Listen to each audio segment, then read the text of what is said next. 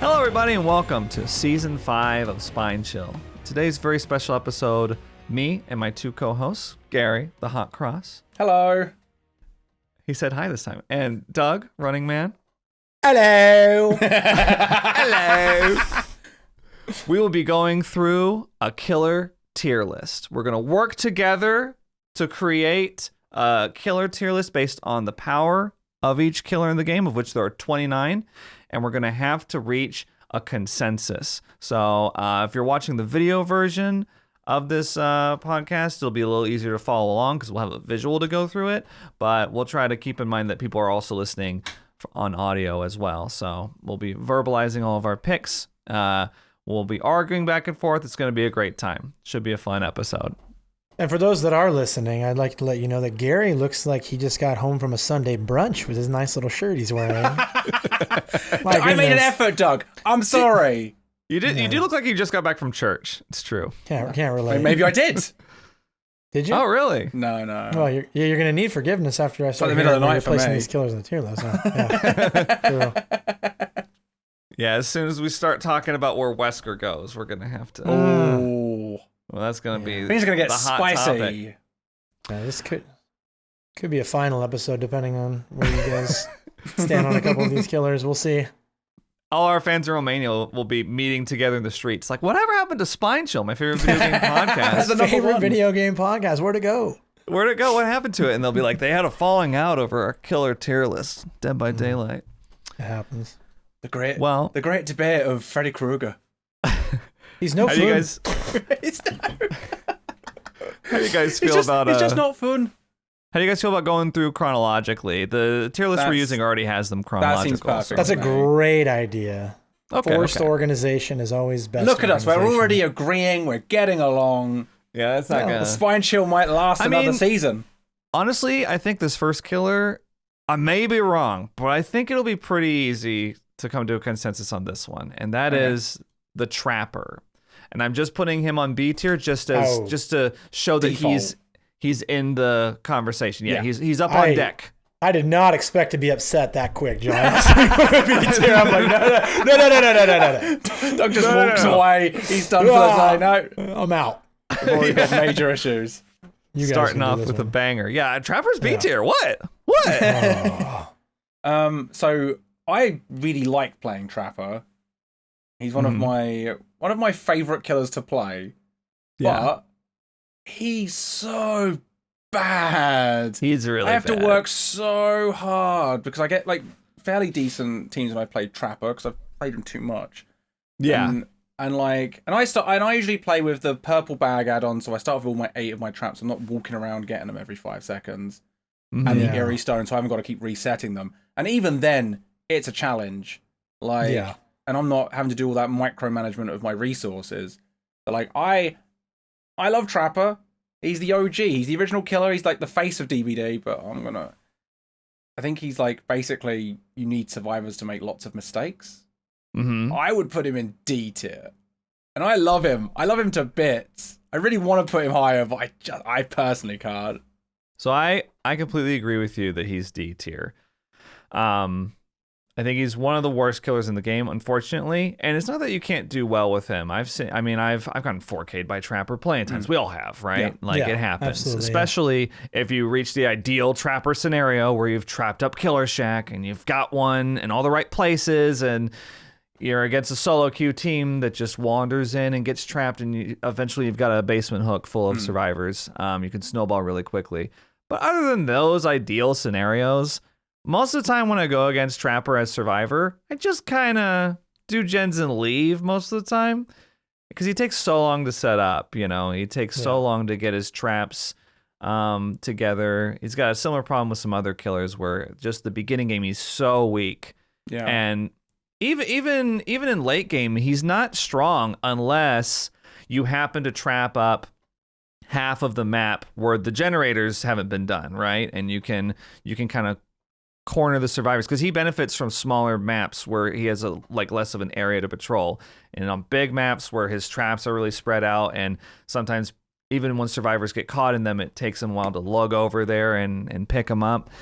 It's just really frustrating. And he's probably, in my opinion, actually the weakest killer in the game, Trapper. I got to follow up by saying I agree with John. He's always in the conversation for me as weakest killer in the game. I like the idea that you feel like you agree with John, but not me. Well, you were segueing. He was going after me. He also, like a baton pass. Gary, I don't mean to criticize, but you do a little waffling. You do a little like, and like John definitively just said worst killer in the game, and I was like, yes, that one. Yep. So yeah, the Trapper he's that lottery ticket, right? The perfectly placed trap can make a game go from like a 0 to 1K to a 3 to 4K. But it just assumes so much. It assumes that you have time to set up. It assumes that they're not coordinated in communicating where traps are. It assumes that you've got the OTS level clairvoyance to set traps in places they don't think to check. I mean, everybody puts a trap at the shack window. Everybody puts a trap at, one of like main loops on maps. Those are easy to telegraph, easy to avoid, easy to disarm. But the amount of effort you have to put in to maybe win if they mess up, it just feels like, again, I do like the Trapper. I mean, he was the first killer in the game. He's the face of Dead by Daylight. Yeah. And and there are very few feelings in Dead by Daylight better than hearing that snap go off as you're in chase, right? Yeah. And like you funnel him into that perfect trap. So he's fun. And again, John, you touched on it, and we'll probably talk about this a lot, but every killer in DBD is viable, no matter what. Yeah. The weakest killers can still 4K consistently, at most MMRs. So, but unfortunately for old Evan McMillan, he's definitely D tier. If there was lower tier than D, he'd be there.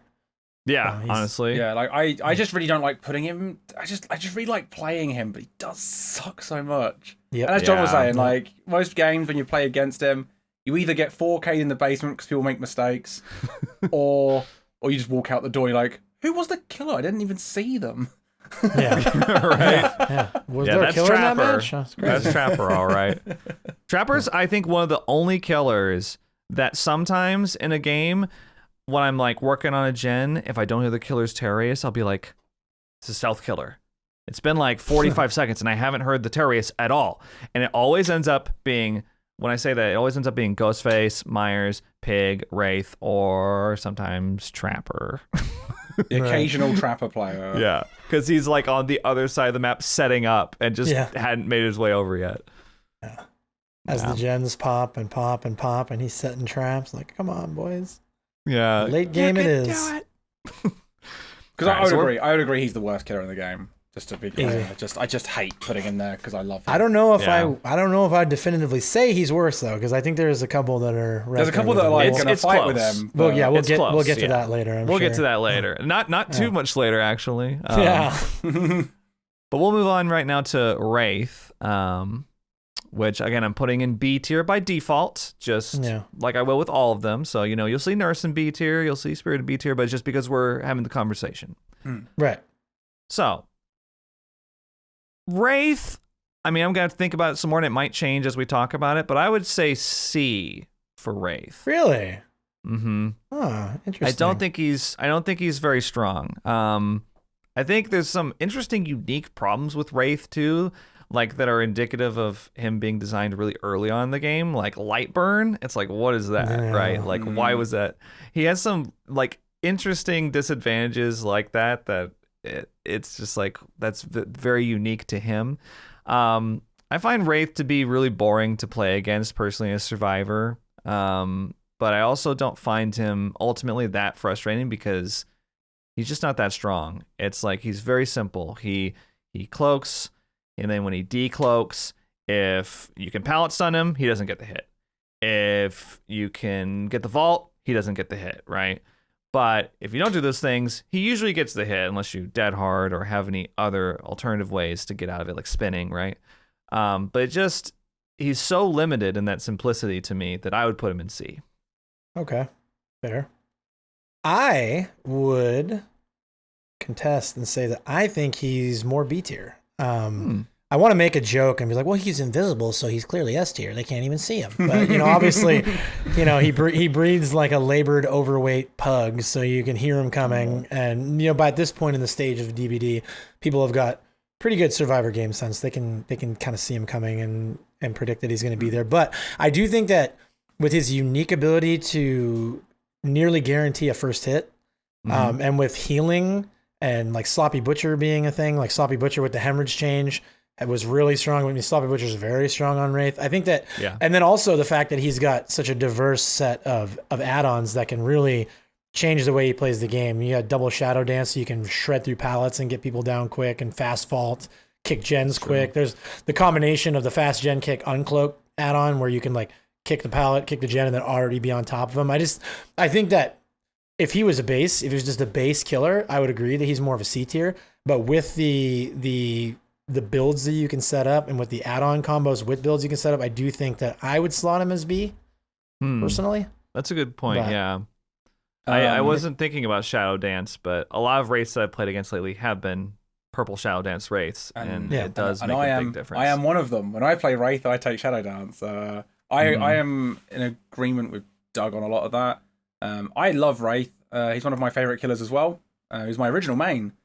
I think his greatest strength is his ability to sneak up on generators, because usually there's usually a pallet nearby, but as Doug was saying, he can usually guarantee that first hit because they usually can't quite get, and after that they get to that pallet the first time, that pallet's gone the next time. Like they usually drop it, and then they're taking the next hit they're taking for sure. So I think he's really good at that hit and run play style, especially when you start slowing down the game through injury with Sloppy Butcher and stuff. I think he's really effective, and the fact that he gets a speed boost, he's really good at patrolling those generators and catching those survivors out of position. So I would put him in B as well myself. I think he's very effective at I think he's quite good in lower MMRs as well. Like I think he's probably really strong there when people aren't quite used to him, but when you get a bit more used to him, I still think he excels. Like I've had some real terrible matches in solo queue against Wraiths, and I think we've ever had them in Swifts before, where it's like they can be so oppressive and they just keep catching you over and over again out of position. Yeah. So when you guys are saying B, are we talking low B, mid B, high B? Where in B do you see him? I would probably put him like around mid B. I don't think he's closing in on A at all, but I don't think he's bad enough to drop into C. I'd agree. Yep, mid B. I think we're gonna, as the list fleshes out, we're gonna see plenty of killers above and below him in the B tier. Yeah, okay. But he will be kind of solidly in the middle. Just what a fine killer the Wraith is. He's just fine. I think he's actually one of the best designed killers, to be honest. I hate Wraith's design, but maybe we can save that for another one. Save it for the save it for the YouTube comments on Gary's YouTube, right? No, I every time I go against Wraith the Survivor, I'm just like, oh god, another killer that doesn't want to play the game. I see, especially if they're running Bamboozle. But when I said C tier, I meant high C tier. But I wasn't married to it, and you guys bring up some good points, so I'm willing to put him in B tier as well. I think that's solid, and it'll be like you said, Doug. It'll kind of clarify his position as the tiers fill out a bit more, and I might see it a bit better. But yeah, well, B tier really sounds good. It's really big of you, John, to admit when you're wrong. I think let's save that energy for later. What I'm gaining is that John is willing to put him into B because he could see him slipping into just low B. Yeah, I'm guessing. I'm a bit more on the low B side. Yeah. Because, but we'll see as things. It'll be interesting when we start intricately putting the killers next to each other. But that's when it's going to start getting spicy. Yeah. Yeah. Once we start doing that, is Wraith above so and so? Then I might be like, oh yeah, mid B makes sense. But yeah, right. B for now. Or we'll start falling out. True. Yeah. Well, the call will suddenly end and. That'll be the end of Spine Chill. Billy, which again, just putting him as in B as placeholder at the moment. I am gonna let y'all take the lead on this one because I don't play much Billy at all. I think we've actually done quite a nice little order where Doug will go first this time. Okay. I am so tempted to say D tier, just because, but I don't think I'm going to. I think I'm gonna end up. Again, like John said, we'll talk more and I'll kind of solidify my position, but I think low C is where I'm seeing Billy. The problem with Hilllbilly is this current design, really the way he gets strong is through curves. If you're unfamiliar with the concept of a curve, basically you hold the chainsaw to the last possible second, and as the chainsaw initially revs, you can make a sharp 90-degree turn, and you do that at loops to get an instant down.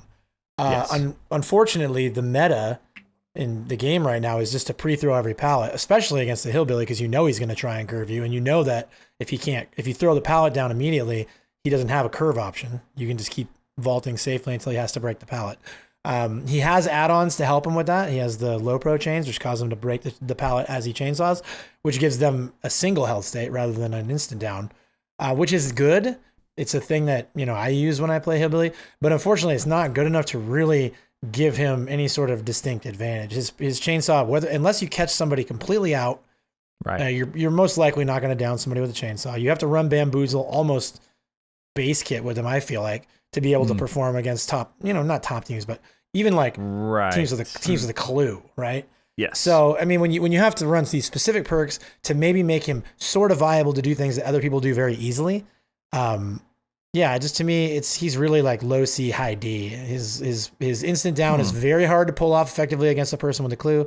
If you use M1, everybody will make fun of you. So yeah, it's just a hard thing to play Hilllbilly these days. Yeah, I will mostly agree with that as well. I would put him in D. I think he's bad because I only know he's bad because I get so happy when I hear it's Billy, because I'm like, oh, this is like an easier Survivor solo queue match. It's a killer that I feel like in solo queue I don't have to worry as much about my teammates because most people can kind of deal with Billy. As Doug's saying, like just pre-dropping pallets is mostly a really good counter against him. You can usually elongate your chases pretty well. And as he says, like everyone takes Bamboozle with him, so that's what to expect. So you just kind of adapt your looping, knowing he's going to do that. Because like he's so limited in so many ways, and I think like if you get really good with Billy, you're probably quite scary. But I think he's the hardest killer to play. I think he has the highest skill ceiling, and as a result, I think most people struggle with him. Mm-hmm. I would put him in. I would agree high D just because I've seen people be really effective with him, and he can be quite high pressure if you can get someone on hook and you can catch someone else on when they're going for the unhook, because he's very mobile as well. He can really patrol those gens using his M2 to whiz around the map. But once he catches a survivor, usually he misses it. He's not like Wraith where he's going to guaranteed get a hit or something, and then they just run to a loop, and then Hilllbilly's just looking sad as he hobbles around. Yeah. So I've played very limited Billy, mostly because I feel like such an idiot when I play him. I'm terrible at getting the chainsaw, unless it's like Doug, like you said earlier, like an open space chainsaw. You catch someone out, they make a wrong turn, and you start revving, they can't 360 out of it, boom, right? That's nice, but I can't really get like those long chainsaw hits like Billy mains can, where you just come careening out of nowhere and get a smackdown. And so a lot of times I just end up M1ing with him, and he feels a lot like an M1 killer, like just a true M1 killer with no power against good survivors that are never going to let you have a chance to use the chainsaw. So I'm fine with putting him in like low C. I don't know about high D though. I'm a little iffy on that.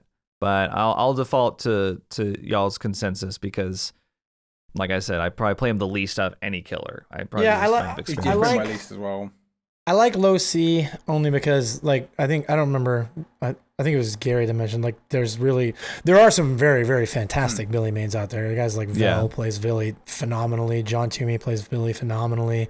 I mean, there's so many that I can't even mention. This killer is like one of the fan favorites of the entire community. Like there's a stream team and a full Discord dedicated to Billy mains that they all just hang out together, and the Billy is always the killer that they choose for the 1v1 tournaments and stuff. Like people want to play with and against Billy. So I think that if we were to call him D tier, we're like doing a disservice to the people that are really out there doing yeoman's work, making him work. So I think I like him in low C. Because again, we're not just talking about the experts. We're talking about everybody. But he has the ability to be low C. I think. I can concede ability. Sorry. Yeah. All right. Going good. I'm getting my way so far. This has been nice. Just wait until we get to Pinhead. Oh no. Well, we've got another easy one coming up. Nurse. Right. I'm bored just thinking about talking about Nurse. Do we really even need to talk about Nurse? Let's just check her ass. Can we all give one paragraph what we think, and we just put her and move on? I hate her. She breaks the core loop of the game. She's too strong. She's low skill. Her ceiling's really low, and I hate her. Every time I hear her screech, I sigh. They've always got starstruck because they always want an easy win. Boring, S tier, S plus. I was about to say, I would even go so far as to say S plus. She's the best killer in Dead by Daylight, always has been, and always will be until she's reworked. Her power is good, and it just keeps getting better as they make more changes to the game. As they slow gens down, as they make these changes to the game, she's just gotten better over the years. And the disparity between her and the next strongest killer, which I think we'll probably agree is Blight. I mean, it's just an ever expanding gulf. There's no reason to ever not put her in S tier, I think. It is shocking to me just how much better the nurse is than the Blight when the Blight is low-key problematic for game balance, right? Exactly. So it's like, and it's ridiculous that this killer still exists, and I'm hoping beyond hope that, you know, Gary's conspiracy theory about there being a big change coming involves the nurse getting a substantial rework. I would be surprised if she didn't get reworked. The nurse ignores every game mechanic that survivors have to survive. The nurse doesn't care what map. The nurse doesn't care what perks. The nurse doesn't care what players. If you are good at nurse, you will win. And if you're losing with nurse, you're bad. and even if she doesn't care about map, it doesn't stop people bringing offerings as her. Oh my god. Oh, I know, right? Doesn't stop people bringing Midwich offerings. Yeah, they love Midwich. On. Yeah. Yep. All right. Cool. We'll move on to Myers now. One of my favorite killers to play. And I don't think we'll have too much of a disagreement on this one either. No. Should I jump in things we kind of skipped over Nurse because she's easy? Yeah, sure. Go ahead, Gary. So Michael, I think, is one of the... I'm going to jump in and say I think he's D tier. I think he's one of the weakest killers in the game.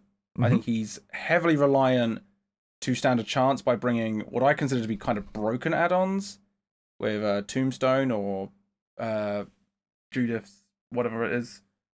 No, it's Judith's Tombstone. Tuft of hair, fragrant tuft of hair. Fragrant tuft of hair. That's what, yeah. I think like most Myers bring those if they want to stand a chance of winning the game. I think he's also one of the most fun killers to play. I think Scratch Mirror is great. I think playing against Scratch Mirror is great, but everything else is just miserable against him. He's kind of got that same Trapper problem where, like, as a survivor, and I see it's Michael, I'm like, we're all either going to die in a miserable way all of a sudden because he's going to be infinite tier 3 or he's going to just Mori us all. Or we're all just going to walk out the door and forget he was even in the match because he's just going to struggle. Like, he's going to get a couple of hooks and we're going to walk out. Like, and I love Myers. I think he's like a really interesting idea, and I think his design's very true to the character in the films. He's just really weak and boring. Yeah, it befuddles me.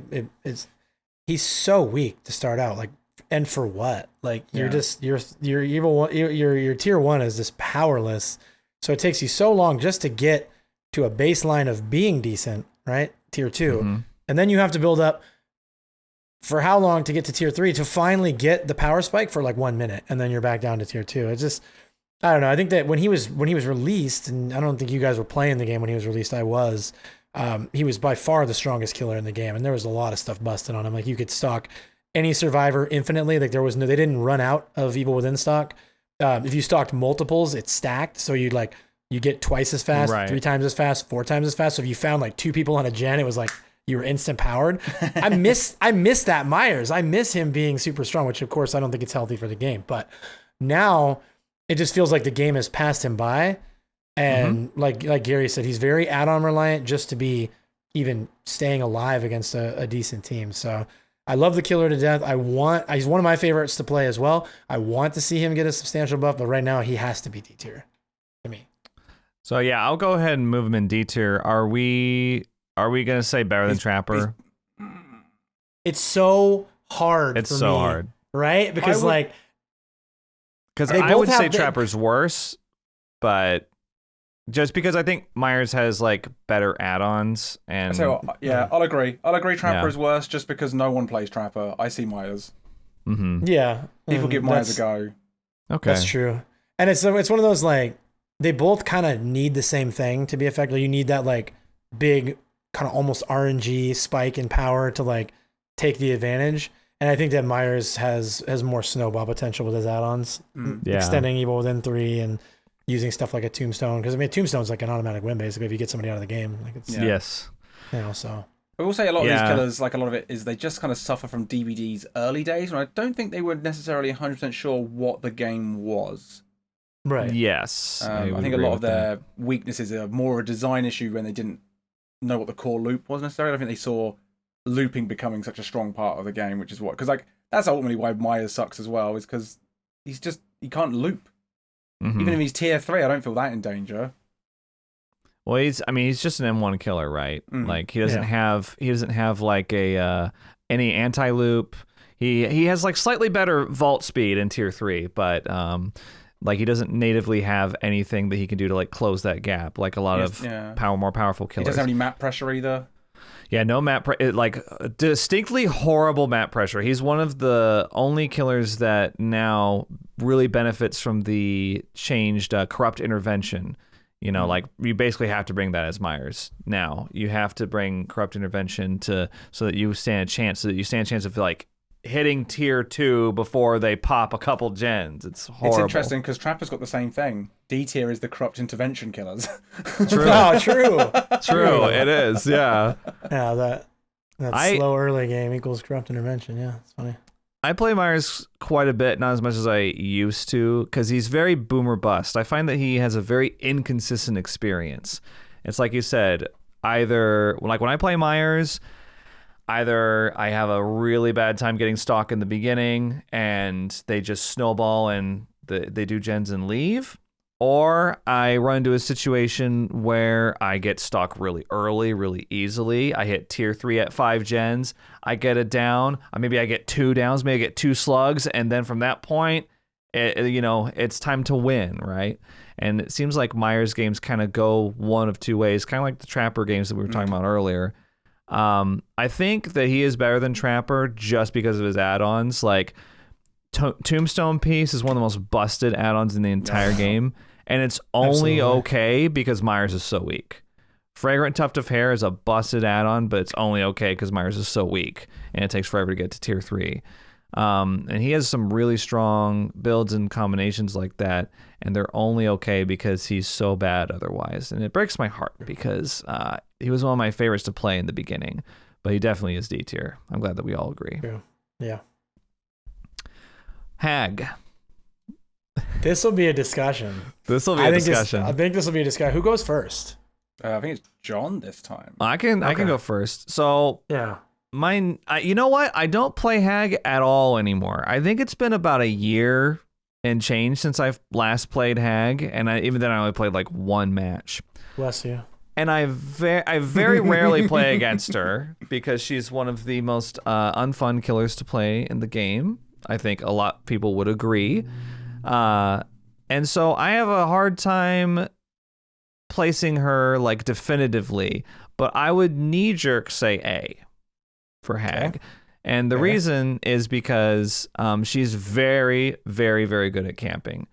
And a good Hag is going to get that unhook hit, 9 times out of 10. And she does one thing, which is camp, but she does it very, very well. And depending on her add-ons, depending on if she's got Rusty Shackles or something, she has very strong add-ons in certain maps, like Midwich, that she is like prohibitively strong on. And, it's not every map, it's not every, obviously there's some wiggle room there, but she can be very, very, very oppressive, and I would put her in A. Am I next? Okay. Yeah. Well, I'm going to say that I am very adamant that Hag is S tier. Hag is low S. She's near the bottom of the S tier because, again, we're going to talk about the other S tiers and they're just like in a league of their own. But if you play the Hag for 3-gen and you understand how to cut off, create what's called a web. In the comp DBD, they call it the Hag web. You basically choose your 3 generators you're not going to give up, and then you create a web of traps around those 3 gens. Any escape route is cut off. Any safe tiles are cut off. You get somebody hooked in your web, they're going to die automatically. Like there is no, outside of a 4 flashlight team on comms. And again, Hag loses in comp because comp is designed around 4-man Swift playing completely optimally. But even optimal teams can go down to Hag if they don't play perfectly. And again, I think what limits the Hag from being played more often is that it's a very boring play style to be, because you have no real power in chase unless you're pre-trapped. You're a 110 killer trying to eat through pallets. It's going to be a real bad time. But if you're patient, they will use resources. They will not be able to get gens done, and ultimately, I think that if you're a top tier Hag player, you're going to you're going to win 99% of your games, just off the cuff. And to me, that makes her S tier. If you play her perfectly, you can't lose. Mm-hmm. And that to me says S tier. I don't want to. I can't just. If any killer that plays like at the top way to play changes the way everything works, really, because like every killer could like camp effectively and stuff. I think Hag is one of the worst designed killers. I think she's like, there's a reason no one ever plays her. Everyone doesn't want to play against her. She's just awful. Yeah. Her matches are just boring. They take ages. You have to crouch everywhere. It just sucks. And she's the best, one of the best campers in the game. I would put her around A tier myself. I don't think she's good enough for S tier. Like she sometimes, like, if someone's brought flashlights, if you get a couple of people who bring flashlights into a match or find them in chests, she can start getting stomped. She just has a bad time. And I just don't, Spirit doesn't have that problem. Blight doesn't have that problem. Nurse certainly doesn't have that problem. Like, there's no items that can start to completely just hard counter her. But she's still strong. Like, if they can't find those flashlights, she's very RNG heavy in that case, I guess. And sometimes she can lose a lot of the map pressure because she ends up being stuck to gens. Sometimes she doesn't get that 3 gen that she wants her web to, hold on to. And then suddenly she's unable to really fight back. Like, she's too one-sided. Once the survivors break that 3 gen, she's screwed. She's got nothing. She's just going to have to, hope for the best, really. And very reliant on survivors making mistakes, I think, rather than, outplaying them. Being more proactive, I guess. Yeah, well, she is a very reactive killer. That's true. Yeah. So I'd put her in, mid to low A myself. I don't see her as an S tier killer. See, when I said A, I kind of was envisioning her at the high point of A. I was distinctly thinking a high A. And it is interesting because I think Hag is one of those killers that has one of the biggest skill variants in the game. Some of the bad Hags that I've played against are some of the worst killers I've ever seen. They just bad Hags whiff on their M1 constantly. It's so funny playing against a bad Hag. And playing against a good Hag is absolutely awful. So unwinnable. I think it's almost unwinnable, right? Yeah. Against a good Hag? So almost like S tier.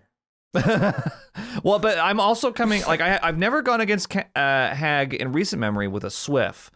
So I think in solo queue in particular, she's very, very strong because you have to be very coordinated to attempt to get those saves, or to say with your two teammates, let's just do gens and leave. or try to do that. And I would say, when it seems like it feels unwinnable, it's more because I don't want to spend 40 minutes tapping a gen. I'd just rather I'd give up on Hook. I just don't want to do that match. I think she's stronger more so because she's boring. Fair enough. I do feel, and again, I won't press the issue. If you guys want to go with high A, I won't leave the podcast over it. But I will say that if we're doing this tier list based at played at their potential, she does have that unique ability to basically win all of her games if she plays perfectly.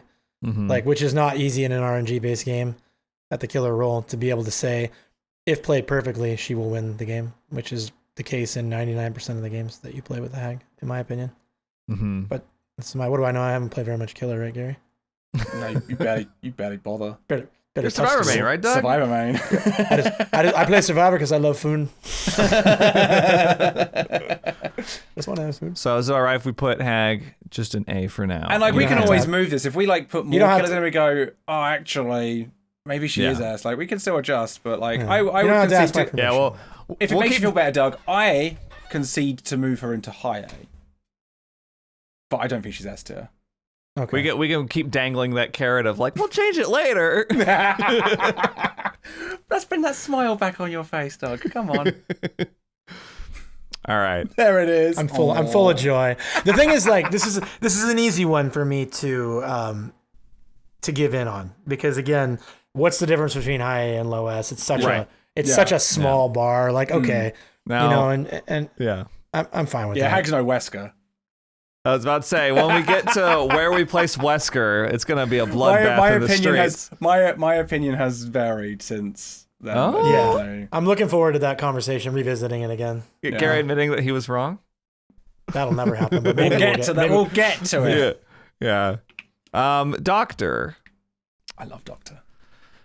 Doctor's another one that I haven't played recently, frankly. I just don't really like Doctor that much. I don't like playing against him or playing as him, so he's just not really on my radar much. Whenever I play against a Doctor or Survivor, I just kind of like, it's kind of nothing. I recently played Doctor on Leroy's, and I had so much fun with him. I think Doctor is very oppressive. I love that he can like micromanage the map a little bit, adding his like shocks and like makes survivors need to play in clever ways. Although I never really see other survivors get into lockers at the start of the match.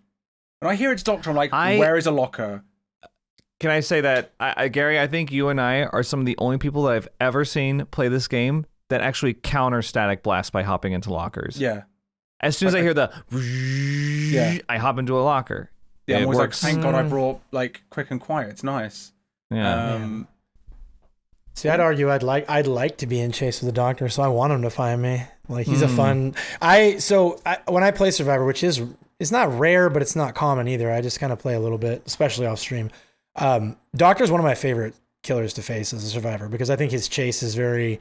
It's like, it's. God, I'm sorry, I'm stuttering. It's different while being the same. Like, you can loop Doctor, but there are like deeper elements to looping a Doctor. Mind gaming when you're going to throw the pallet. Him trying to mind game. Him trying to hit the shock at that perfect time to deny you the pallet. But he denies you the pallet. But can he make it before you make another loop? Yeah. Is he running discipline? Can he? Because discipline causes the slowdown to be shorter after the shock, right? So they're able to. You're not able to pre-throw against a discipline Doc. You have to. Yeah. I mean, so I think. There's a chess match there that doesn't exist with some of the other, like the Wraith and the Billy, right? I think it's super fun.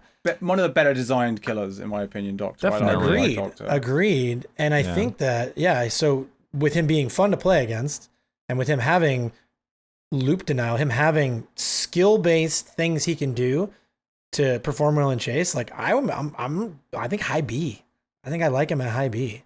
I agree with high B too. Yeah, I would say B above Wraith. Like absolutely. Oh yeah, without question. Yeah. I mean, I would even not roll my eyes if we talked about low A in some cases. That is what I was about to suggest, because I actually think low A. I think Doctor is great. I think if you can, when you deny a vault, like the fact that, and also when he's sending all that chaos and like interrupting maps, if you use that with like, Dead Man Switch is a great perk with him now, and Merciless Storm, like there are some really nice perks to bring along with him that can really just like ruin survivors now, and really impossible skill check Doc, unnerving presence, and all that. Huntress. I mean, I have the same argument for Doctor that I have for Hag. Played optimally, an outstanding Doctor player can beat most teams. Like they have, like you said, built-in slowdown. They have people have to get out of madness. They have like impossible skill checks, like you talked about, the eternal healing builds that give you crazy skill checks that you miss. I know it's miserable to think about, but there are a lot of tools in the Doctor's kit. Whenever you get that, it's like, at least I get to have the fun chases of Doctor still. Even if like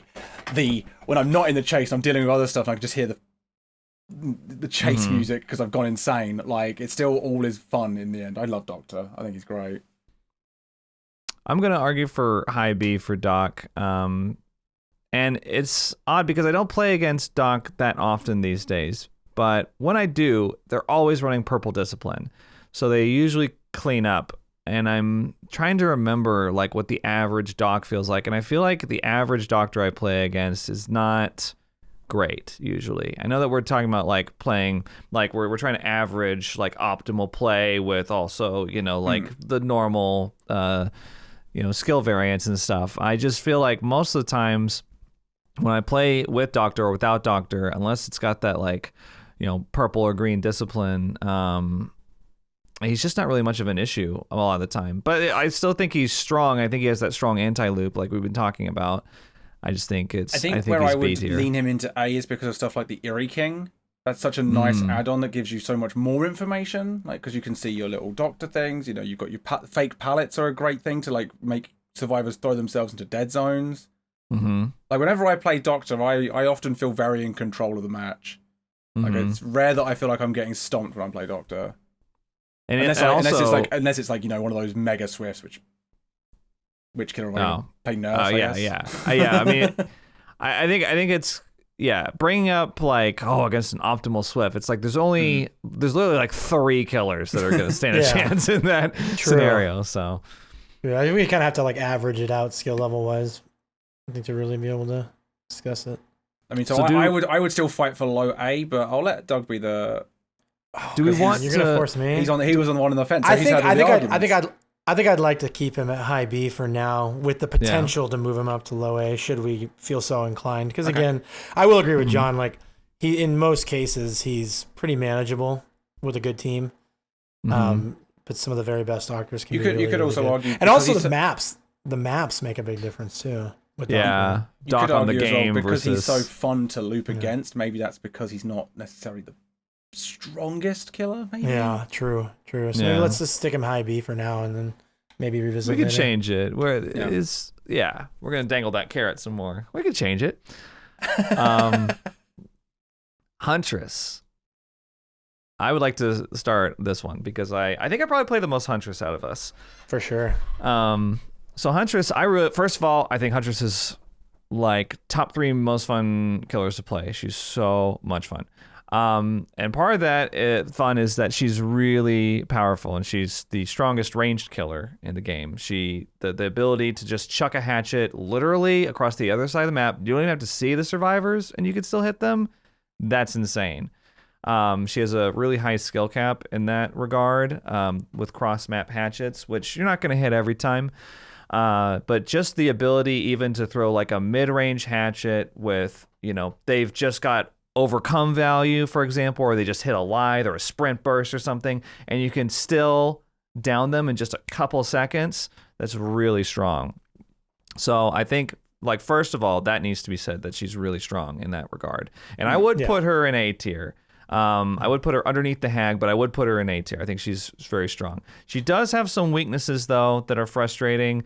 Like, she's a 110 killer, which she has to be. She has to be a 110 killer, right? So it's just a necessary evil because she has that ranged attack. But against good survivors that know how to counter Huntress, they know exactly when they need to turn the corner. They know exactly when they need to fake the vault or do whatever. So she has a lot of counterplay to her. It makes her very fun to play against, too.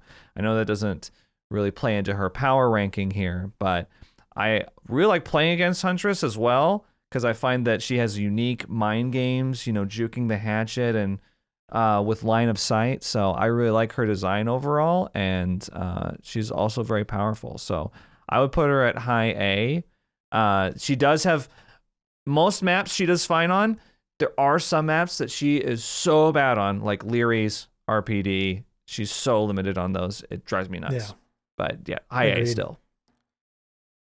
Yep, I'm with you. 1000% high A. She has such a high skill cap in terms of anybody can play Huntress and perform decently. Like, she's just got a ranged attack, and but like the very best time. I mean, we've all seen the Twitch Huntresses, and of course she's so popular on Twitch for that reason, because she's a flashy killer, super fun, very very clippable, right? Hitting cross maps, hitting crazy hatches. But at the end of the day, her limitations, the 110, the large lullaby, the things like that, they're outdone, because if you just play her well, she's so oppressive. Like, we've all faced that Huntress where you're like, yes. How?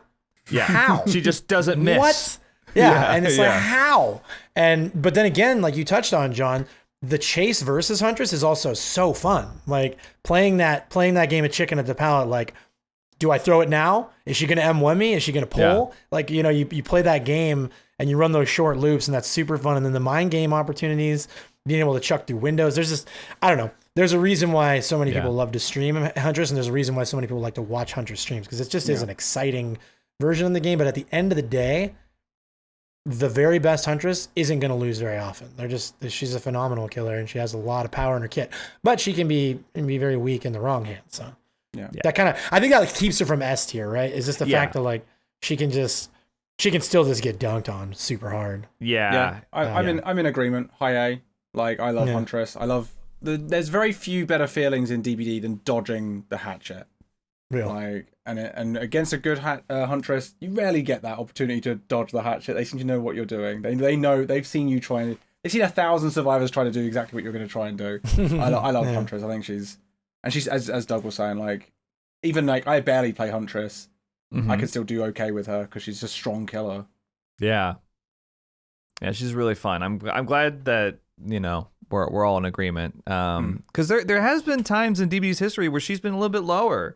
I've noticed where people have kind of been like, Huntress is a B tier killer, like a couple years ago maybe. But I feel like she's always been really strong, and I think she deserves that. I personally love playing Huntress. I take Eerie Head, and I take the other add-on that makes her move faster, because no one ever predicts me hitting them, like catching up with them quite that fast. I love it.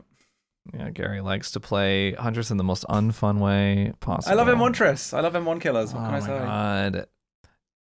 There's a pretty fun build with that, where you run the one where when you're out of hatchets, you move faster. That's the one. That's the other add-on I'm talking about. But do you also use the iridescent head, so you get one instant down, and then you're fast after that? Yeah, that's super fun. I remember I did one of my challenges with that.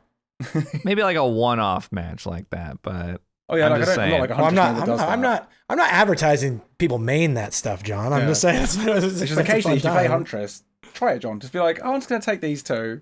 See what it feels like. Take the best for last for it. John has too much self-respect. Throwing hatchets. John has too much self-respect to do that, dude. Like, it's not going to work. I love hitting the obsession with it. So I save my M1s for everyone else, get save the best for last. Stacks, and then hit the obsession. Yeah, that's a good one. Save the best for last, Huntress. I'm dying. All right. John's upset. Just melting into a puddle of goo right now listening to this. Okay, Bubba. This will be interesting, actually. I don't have like a really strong opinion on this. Okay. Interested to hear. Let's let Doug go first, because I think you played the most Bubba out of all of us. Yeah. This is gonna hurt me a lot. He's my favorite killer in the game by far. Like, I've got literally, like, I've earned over 1 billion I've spent over 1 billion blood points on Bubba. Like, that's not a lie. That's a number that is accurate. I love that killer. That being said, is he bad? He's just not a good overall killer. He does a couple things very well. You can secure kills very well. You can camp a basement very well. But ultimately, so when I play on stream, I usually go live around 8 p.m. Pacific Standard Time. And that's like prime I can play Bubba hours. By like midnight or 1 a.m. when the Swifts show up, that's when I got to put Bubba away and play somebody else. Like, he's so ineffective against teams with a clue. I mean, they're gonna give you, and if you believe it, I don't know if you guys were around pre-rework, but Bubba actually used to be way worse. Oh, I remember it. You remember? Yeah, he had a single chainsaw charge. Yes. And you basically the only way you could ever down somebody with a chainsaw is if you started off right on their tail. Otherwise, you wouldn't. And nowadays, like, there's more play involved with the chainsaw. You can do more with double chili add-ons and whatnot. But end of the day, if teams know how to effectively use windows and effectively use pallets, you're going to have a really hard time chainsawing anybody with a clue, and you're going to waste a lot of time that they're sitting on gens trying to win and end chases. I have a similar opinion about Bubba, because I find that he is one of those killers that destroys new survivors. People that are inexperienced in the game, he murders them. People that are just running out on the edge of the map, chainsaw, down, done. Move on to the next one, right? They don't know how to counterplay him. Or they just pre-drop pallets and you just chew right through them with the chainsaw, right? And you can eventually catch up to them, and nobody's doing gens. So he destroys low MMR survivors. And I remember when I first started this game, even when he was considered bad, I got wrecked by him in solo queue. But like you said, he really struggles against a good team that knows what they're doing. And even though he has that insta-down capability, and you can do some fun chainsaw mind games, like at Shack and stuff, go for the window on the outside. Even against stuff like that, I've tried to do really fancy mind games with him, and against a good team, they are just not buying it. And you end up wasting a lot of time, especially if you, God forbid, you hit something and go into a tantrum for 15 minutes. He is very frustrating to play at a high level. And but he's like a noob destroyer. He's a trap, right? So I would put him somewhere in the middle. Low B, high C is kind of what I'm just thinking off the top of my head. I do think he's better than Billy. Absolutely. Yeah, he's like the better Billy, especially since his rework because they reworked them at the same time, right? So yeah. So I played Bubba the least.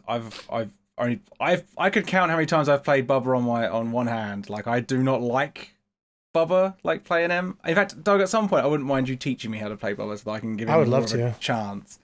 I'd love to teach you some tricks. But I will say, when I'm playing Survivor, I light up when I see Bubba because he's so much fun to go up against. Like when he's not just boring Bubba, because he's so interesting in a loop and he's so easy to counter. I remember I had him on Leary's one time, and I had him on it might have been a 3 or 4 plus gen chase. It was ridiculous. Was it Lilith Omens, Bubba? No. If only. But Bubba just really struggles in some situations, and I think I'd agree about I was thinking like high C is where I would put him, but but low B I'd be happy with as well. Because I've seen Bubba be amazing because I've watched enough Doug stream. I've seen crazy Bubbas, but then there is a time when I've seen you have to go up against them where it's like, okay, Bubba's not cutting it anymore. Yeah, we're gonna set him down. We're gonna sit him down. You in the corner, Bubba. We'll come back to you tomorrow. I know he's got a reputation. Bubba has a reputation for running NOED. But I think there is a reason for that. I think that there's a Doug reason plays for it a lot. Well, it's not. I'm not the only one that's putting the numbers up, though, dude. There are other people out there running NOED, and so I think high C. And again, we'll see how C starts to shape up. Yeah. But I think that because I do think he does have some potential. If you run Bamboozle and you get the right map, he can be real nasty. But there's just so many things that you need to go right for Bubba to be any better than high C. So I'm gonna. I think high C. Because I've seen him be very effective at like Tinkerers and stuff when he can like sneak up on gem. There's 2 people on it. Oh yeah. Insta down 2. It's like this game's gone. You remember? You guys remember that game we played? We played Survivor together. It was on Coldwind. The plaything Bubba. Plaything Bubba. Oh yeah. I run plaything on Bubba every game now because of that match. He was everywhere. We were like, this man is all over. He's like a Billy. He's all over the map. Like it's crazy. It was a really good game. That was a good game. Yeah. I think we're all kind of in the same boat with Billy. Bubba. Yeah, Bubba. Yeah. He is hard to assess because there is just that big. He varies over experience. MMR. Yeah. Well, yeah, he can end, and with the new finisher, he can end the game in the first minute if you get everybody together. I mean, I legitimately, no lie, at one point with MMR active, I found a 4-stack on a gen at the beginning of the game, and I downed all 4 of them in my first chainsaw run. It would have been the world record if a guy didn't DC. It was so crazy, and so when you have that kind of power, even if it's like a 1% chance, it's just. He's got some potential there, but again, it kind of comes back into the Myers Trapper potential we talked about. Like this, the lottery ticket of finding that perfect storm of the power actually working the way you want it to really get you a snowball win. Yeah, lots of words to say Bubba is high C, right? I think you said them beautifully, Doug. Don't worry. Thank you, I appreciate. I needed that. Freddy Krueger. Oh, Freddy. I'm bored already. But I like Freddy. I just played him the other day. I think Freddy's an interesting killer. He's one of my favorite killers to go against, which is a bad sign for his strength. Mm-hmm.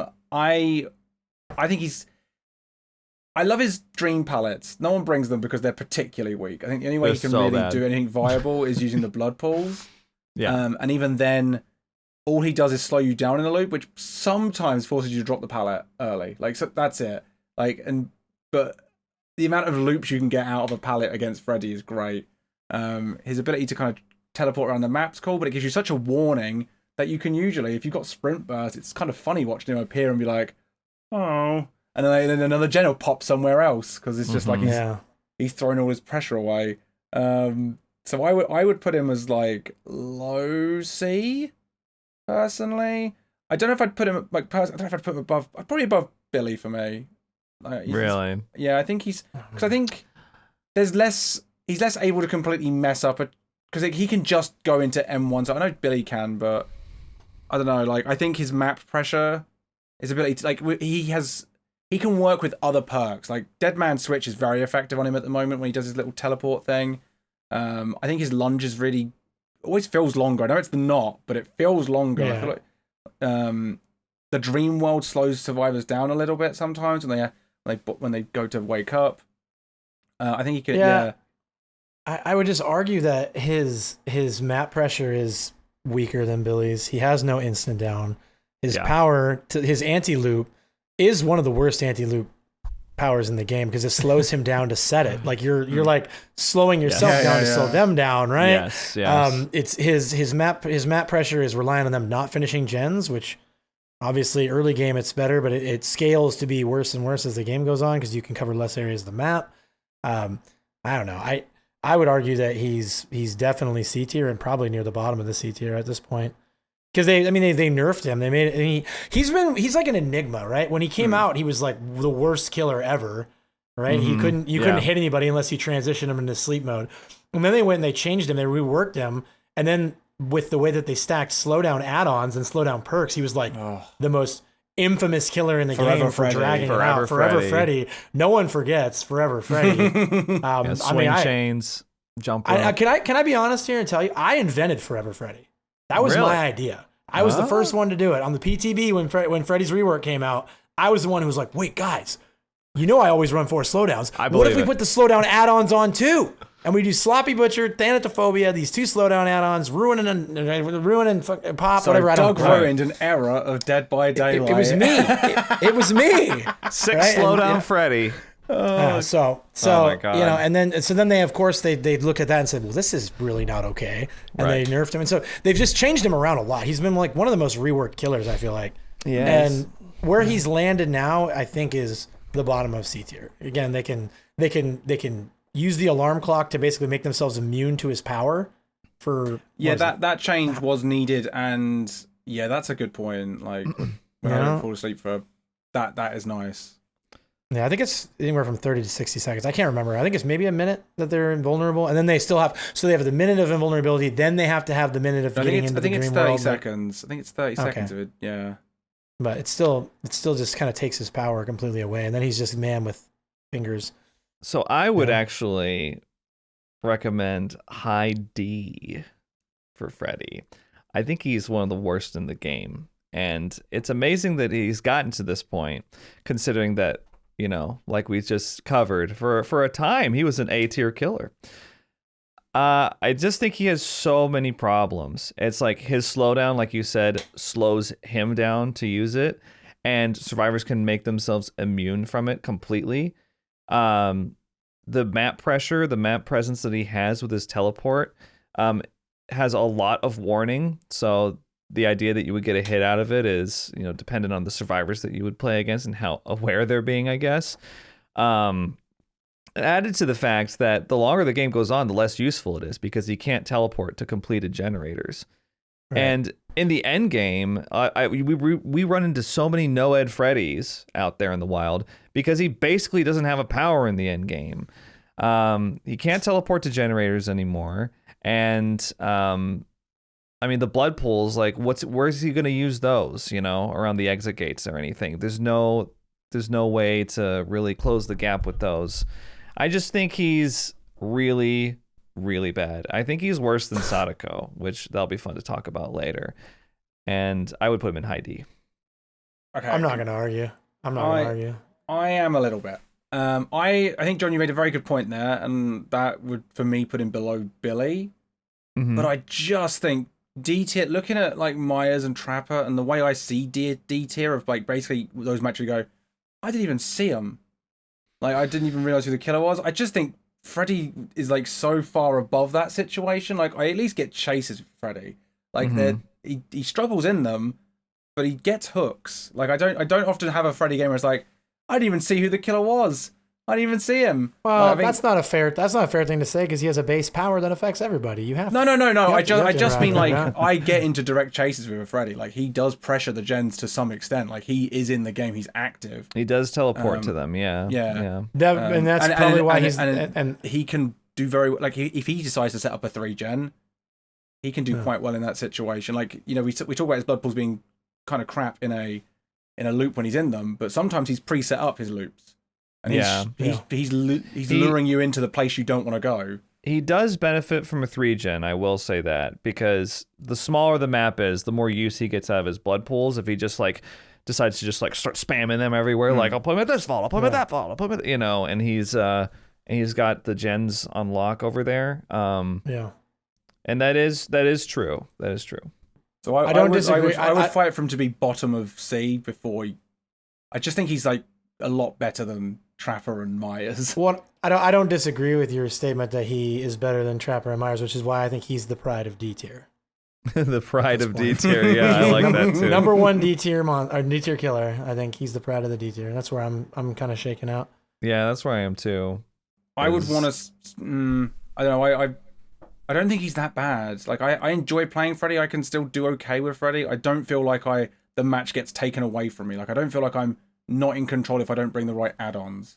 I feel like I can. Well, that's another thing to consider too, is that Freddy has very weak add-ons now that he's had those, swing chains and jump rope reworked. Like, what's a strong Freddy add-on? Like Black Box blocks the exit gate for 15 seconds. That's a fun one. The iridescence, the iridescence are pretty strong. The one that brings you in, everybody's asleep to start the match, and then they can't wake up through skill check misses. They can only wake up by being woken up or going to the thing. But I think that his by far best add-ons are the double cooldown reduction on the teleport. Just because the teleport helps out so much early mid, and so you use the two. I think it's like the 2 pages. It's like I think it's the preschool pages or whatever. I think those are like kind of the standard, which is like not a great sign when your best add-ons are ones that make your map control power, which is worse than Hillbilly's chainsaw base, a little bit better. Yeah, I don't know. His add-ons are really bad. So where are we landing on this? I mean Doug and I think we got to put it to a vote if we can't make an agreement. Well, I disagree with putting him into top D. I want bottom C, but I'll let you two do your little vote. Do your little vote. I did not expect it. I don't know how this is going. I don't know how I didn't think that Gary would be this petty, but there it is. He's being petty. Right. Well, Doug, do you want to have our little vote then, I guess? I want to have a big, strong, muscular vote. And I think our big, strong, muscular vote for me is high D. High D. I didn't mean to belittle the vote, but I just... How about we dangle the carrot here? We'll go high D for now, and we'll see how C fills out. And that then later, suddenly I feel a lot better. Yeah, Gary, we might change our minds. I'm born anew. We might change our minds. All right, we'll move on to Pig, and this is gonna be an interesting one. I don't want to vote. I think honestly, I don't want to vote. I just want to let you guys decide. I love Pig. This is my queen. All right, Gary, you start off. I think Pig is great. I think she has the random factor of her reverse bear traps. Doug's just leaving. He's done with this conversation. Does Doug hate Pig? I don't know. But I think her reverse bear traps make her a really interesting killer. I think her M2 allows her to 50-50 some less safe loops. And she has the stealth capability. At the start of the game, the amount of times I catch someone just working on a generator and get a free, easy hook, still at 5 gens, like... surprisingly often. But saying that, she is pretty weak. Most loops, she is just an M1 killer where I've been bullied as Pig, and I think I'm a pretty good Pig, and she relies on you being a hell of a mind gamer to get anything out of most loops. Like, she really struggles. I think her M2 is a very weak power. It is. The reverse bear traps have been buffed with the extra jigsaw trap lately, but she's still very reliant on RNG. Add-on wise, they nerfed Creative Gears, which was a shame. And the timer, they nerfed the timer as well, which I liked both of those add-ons. Yes, Gary's a filthy filthy pig running tampered timer creative gears. I do the same thing. Yeah. But yeah, so I would put her. I think she's around. I think she's around. I'm gonna put her low B is where I'd see her. I'm thinking I'm putting her near Bubba and thinking I think because of the reverse bear trap she can add some real pressure to survivors, but at the same time sometimes you get nothing out of them. Yeah, she is very RNG heavy with the RBTs because sometimes the RBTs can come in real clutch, but it depends on their locations and how many attempts they take to get off of them, and also when if a gen pops while they're on hook with the RBT on, or if they have time to get off beforehand. I do think that the RBTs are a pretty good slowdown, though. I think they're kind of underrated, and maybe that's just because most of the experience I have playing survivors in solo queue, but I have seen so many games just blown up by the RBTs. You know, that there've been situations where everybody's got an RBT on and nobody has it off yet. Oh my god, and the game just comes to a standstill. I've also experienced the opposite where everybody just gets the RBT and just that wasn't a big deal. It wasn't even on. Yeah, it's always sad to see that happen when you're playing Pig. You're like, they've already got their traps off. Yeah, that's half of my power gone. Yeah, but that's in that. Oh, go ahead. But I do agree with you, Gary, that her M2 is really weak, and I think that's actually I would put her in C tier just for that, personally. I think the M2 is so weak that her ability is more about you doing the traps, and that's very RNG based. So I can't, in good faith, put her in B tier, but I'm not feeling super strongly about that. So Sorry, I would have put an her in argument C. for this, so it's fine. I think John took the points right out of my mouth, as a matter of fact. If her M2 power is ass and her RBT power relies on RNG, how can you say she's anything more than C tier? I mean, and then so my discontent over the pig is twofold, because her and almost her entire kit is RNG based, right? Because again, M2 power is, unless you're Scorpions or maybe the 3 other pig mains out there that are going for trick shots with the M2, her power is basically useless. You don't want to walk around the map slow. I mean, I see most pig players, and when I play pig, I don't use crouch for anything unless I'm trying to, again, I have a daily and I have to get M2 hits, or, I'm trying for a style play because I'm memeing. The other problem is that it's always a pig player, man. The worst killer players in DBD is always a pig player. You got the ones that camp the box. They bring the extra box out and they're like, LMAO, one of you has to die, LMAO. It's always a pig player. And then it's I trapped a guy at 5 gens. Let me just go ahead and tunnel the boxes and make sure he dies. Right. It's bro, you're not even playing the killer right. That's your slowdown. Go chase someone else. You're literally. I would agree. We're not playing. We play that game, then Bubba's the worst thing in the world. Oh, but I'm just saying, it's just an additional comment. Yeah, this is why I stood up and walked away. I just realized I was being attacked whilst we just left Bubba alone. We didn't go. I needed a moment to collect myself, because it's always a pig player, Gary. And yeah, but ultimately, she's an M1 killer with an RNG based slowdown. 1 in a million times in a game, you're gonna have somebody's RBT go off. If you guarantee the RBT goes off, you're probably throwing the game, tunneling. It's just Jesus. She just sucks. She sucks, Gary. I do think she's weak, but I don't think she's so much weaker than a killer like Wraith. I absolutely do. I think she has the bit, as I say, I use the stealth early in the match. I don't tend to use it later in the match. I tend to start my match with it, and the amount of times I get that initial hit.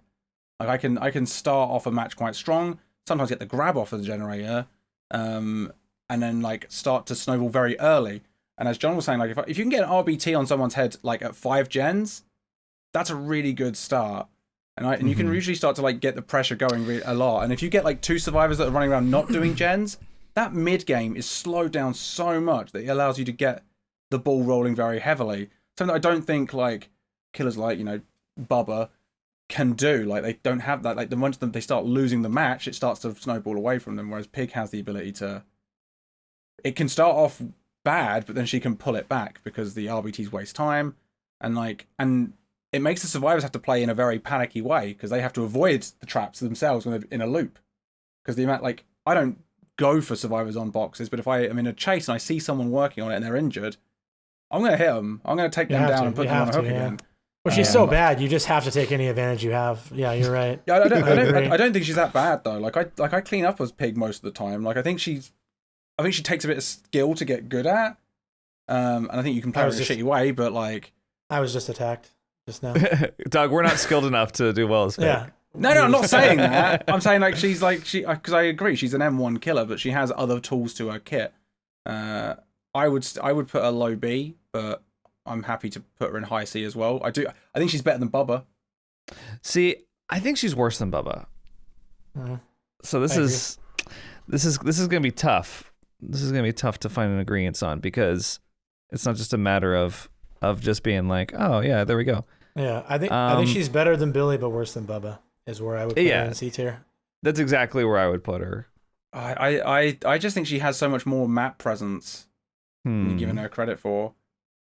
And I'm less willing to concede again on this one. But her power doesn't work. It doesn't. Her M2 does anything. work though. It's like it's just there's specific situations that you have to use it. And I love mind gaming people with that M2. Like I get my hits. I know when to use my M2. But how do you still do that when people can play against it the same way they do artists? Just leave the loop. As soon as you crouch, just run to the next loop. The slow down, the time between the crouch and the stand up, sometimes that's what you want. At the next loop. You can mind game similar to Trapper a little bit. Like you pretend to do it and they leave the loop, and now they've put themselves in a dead zone just because I crouched.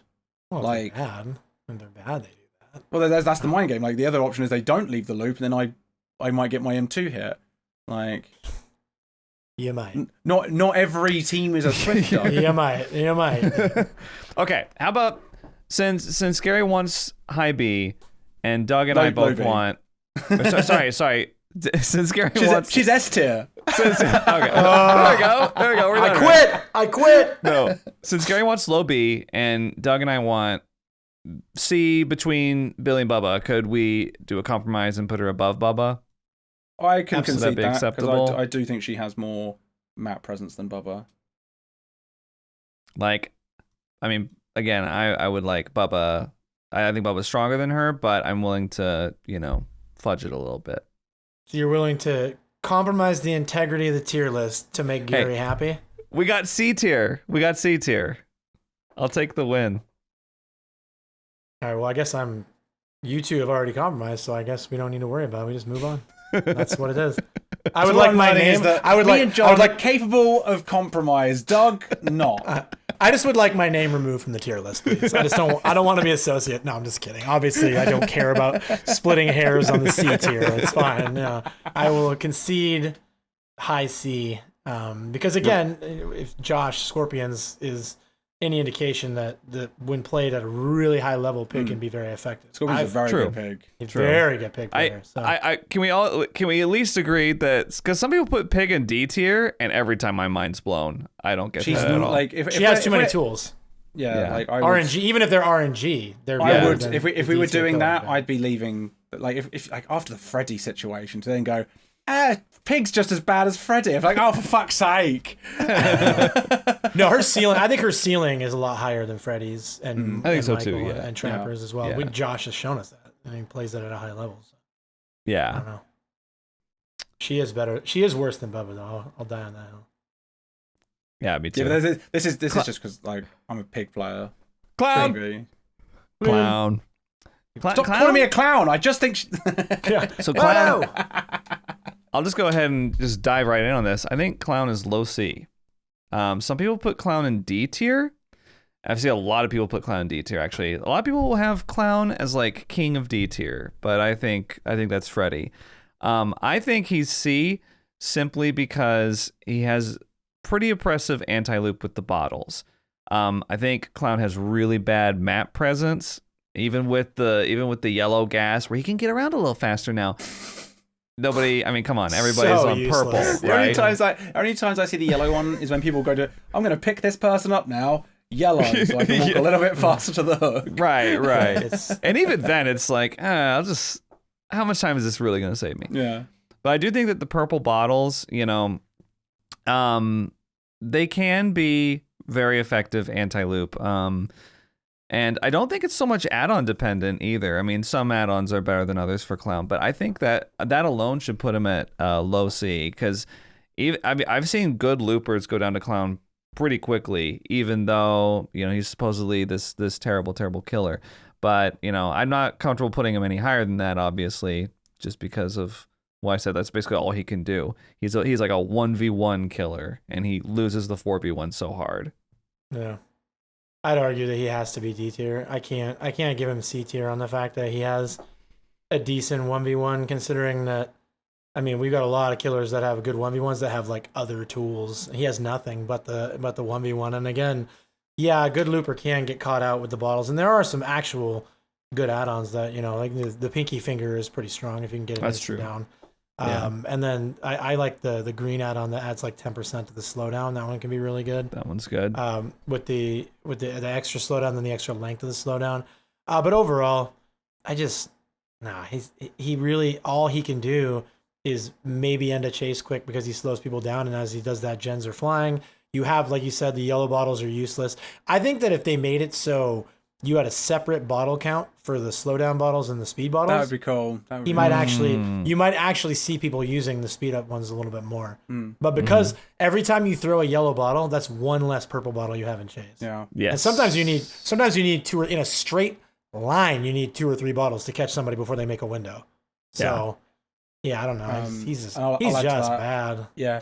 He's not stronger than Freddy. Like, nope. I agree. He has to go in D tier. I agree. D tier for me. He's not stronger than Freddy. Well, Clown, I tried. Because Clown essentially has like to drag him out of D tier. Yeah, I tried, but yeah, I'm willing to, like, I'm not strong enough on that opinion to really be like, no, he's C tier. So I'll yield it. But yeah, I do personally think Clown is stronger than people give him credit for, but maybe I'm just bad at playing against him. I agree with you. Like, I think the bottles are like people. A lot of it for me is that I can't see what I'm doing. Like, it's such a strong effect on the screen that I don't know what I'm doing as much. Yeah, that's why I think his strength of the bottles it really is. Yeah, he gives people literal headaches. So that's right. rough. But Spirit, I think this will be an easy one. Is it safe to say? Yeah. You can slap her next here. We can give a little short blurb if you want. You know? Yeah, let's give her a little blurb. I mean, we've got a dozen more killers to go through, but Spirit, I mean, she's always been strong. She was nerfed to give her counterplay, but she's still really strong.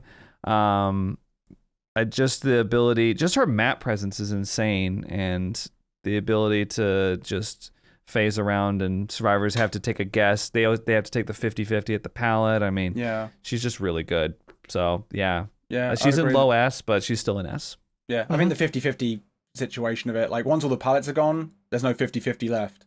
Like, she just starts winning everything. And then I think her phase makes her quite mobile, so she can obviously get around the gens quite a lot and surprise survivors. She catches people out of position a lot. I think low S.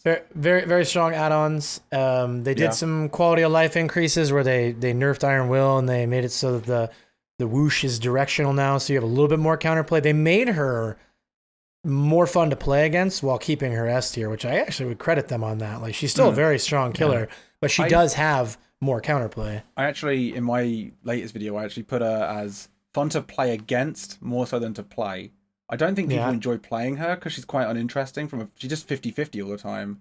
But playing against her is great. I love dropping a pallet on her. She makes the best noise. I love going up against Spirit. When you get the pallet stun as she comes out of phase, that is serotonin injection right there. Yeah, absolutely. Yep. So she has enough tools to keep her S tier while not being without counterplay. I think she's a really well designed killer as she's actually shaking out now. Definitely. Speaking of well designed killers, my favorite, Legion. I mean, Legion. Do we have to talk about Legion? Can we just leave Legion off the tier list? I think one of the things about Legion for me is that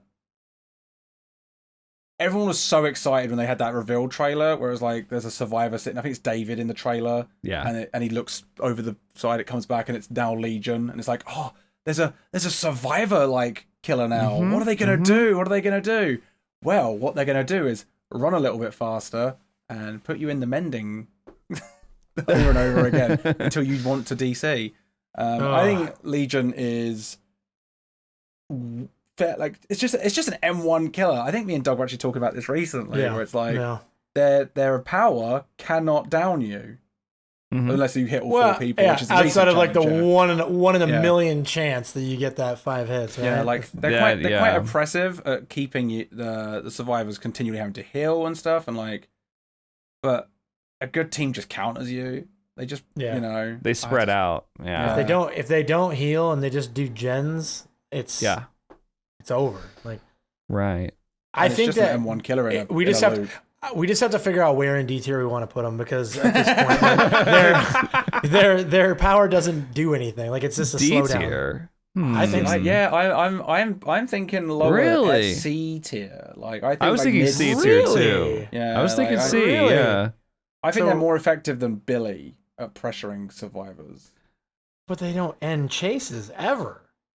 Like they don't have any. They're just man with the machete. The mending situation a lot of time buys them time. It buys them time, true, and then they have to get people to throw. And then you take down those pallets over time. Like the time factor is strong for Legion. She's only D tier to me or C tier to me if they heal. If they don't heal, she's amongst the worst killers in the game. If they just do gens.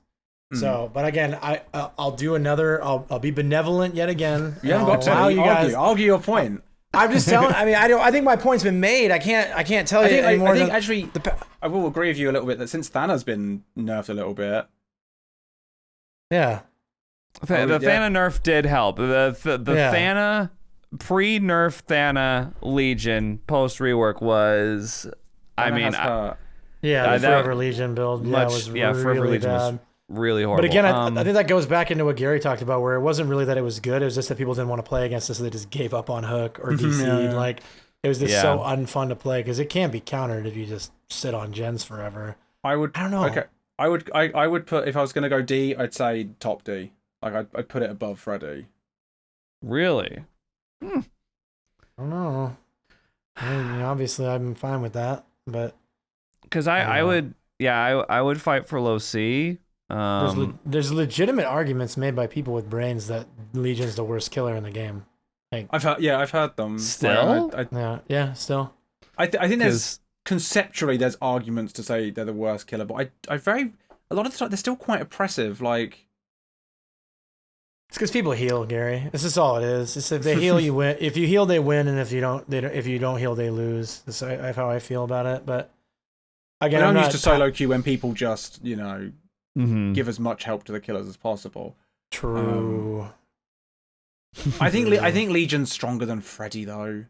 Well, I mean, I'm willing to do a high D above the Prince of D tier Freddy. The Prince. I'm real just accepting Freddy's D tier now.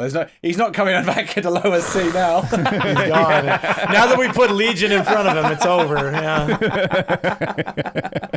This is what I mean. Like, you're right. Freddy does belong in D tier. Like, I think Legion might be the top of that, the king of D tier. The king / queen of D tier. Yeah. All right. Well, Susie and Frankie? Is that the other one's name? I already know Susie. Frank. Susie, Frank, Joey, and Karen. What's the other one? Julie. Julie, thank you. Julie. No one cares about Julie. Sorry, no one cares. Susie's cosmetics are too fire. Yeah. Susie's got better cosmetics. For sure. Wow, D tier is fucking heavily popular. It's fat down there. And we got a couple more to talk about, I think. I know, right? Well, Plague, I mean, does one of you guys want... Gary, do you want to take the lead on Plague? Because I like playing Plague. She's one of my favorite killers to play. I think her ability to put sick, like her vom onto the generators, can be very oppressive in the early game. Really slows down. Like it's like having like your own little corrupt that you can do, because survivors a lot of the time will wait it out. I think I'm among them. I tend to wait it out as well. Yeah, which can buy you a lot of time. I think her ability to put, if you catch a survivor out of position and like get them broken, you don't have to break the pallet until you've got them injured. It's quite nice. And sometimes you take blood favor. That's always a very amusing situation to be in. When she does injure you with her sick as well, if she catches you in the middle of nowhere, you don't get the speed boost, so you're pretty much going down immediately after. Mm-hmm. I think once she's if you can get some people cleansing as well and getting her blood pool, that could be very, very oppressive later on in the game. I would put her in B tier. I think she's quite strong because she has that ability to like punish a lot of the loops. You can still do stuff even in an annoying loop.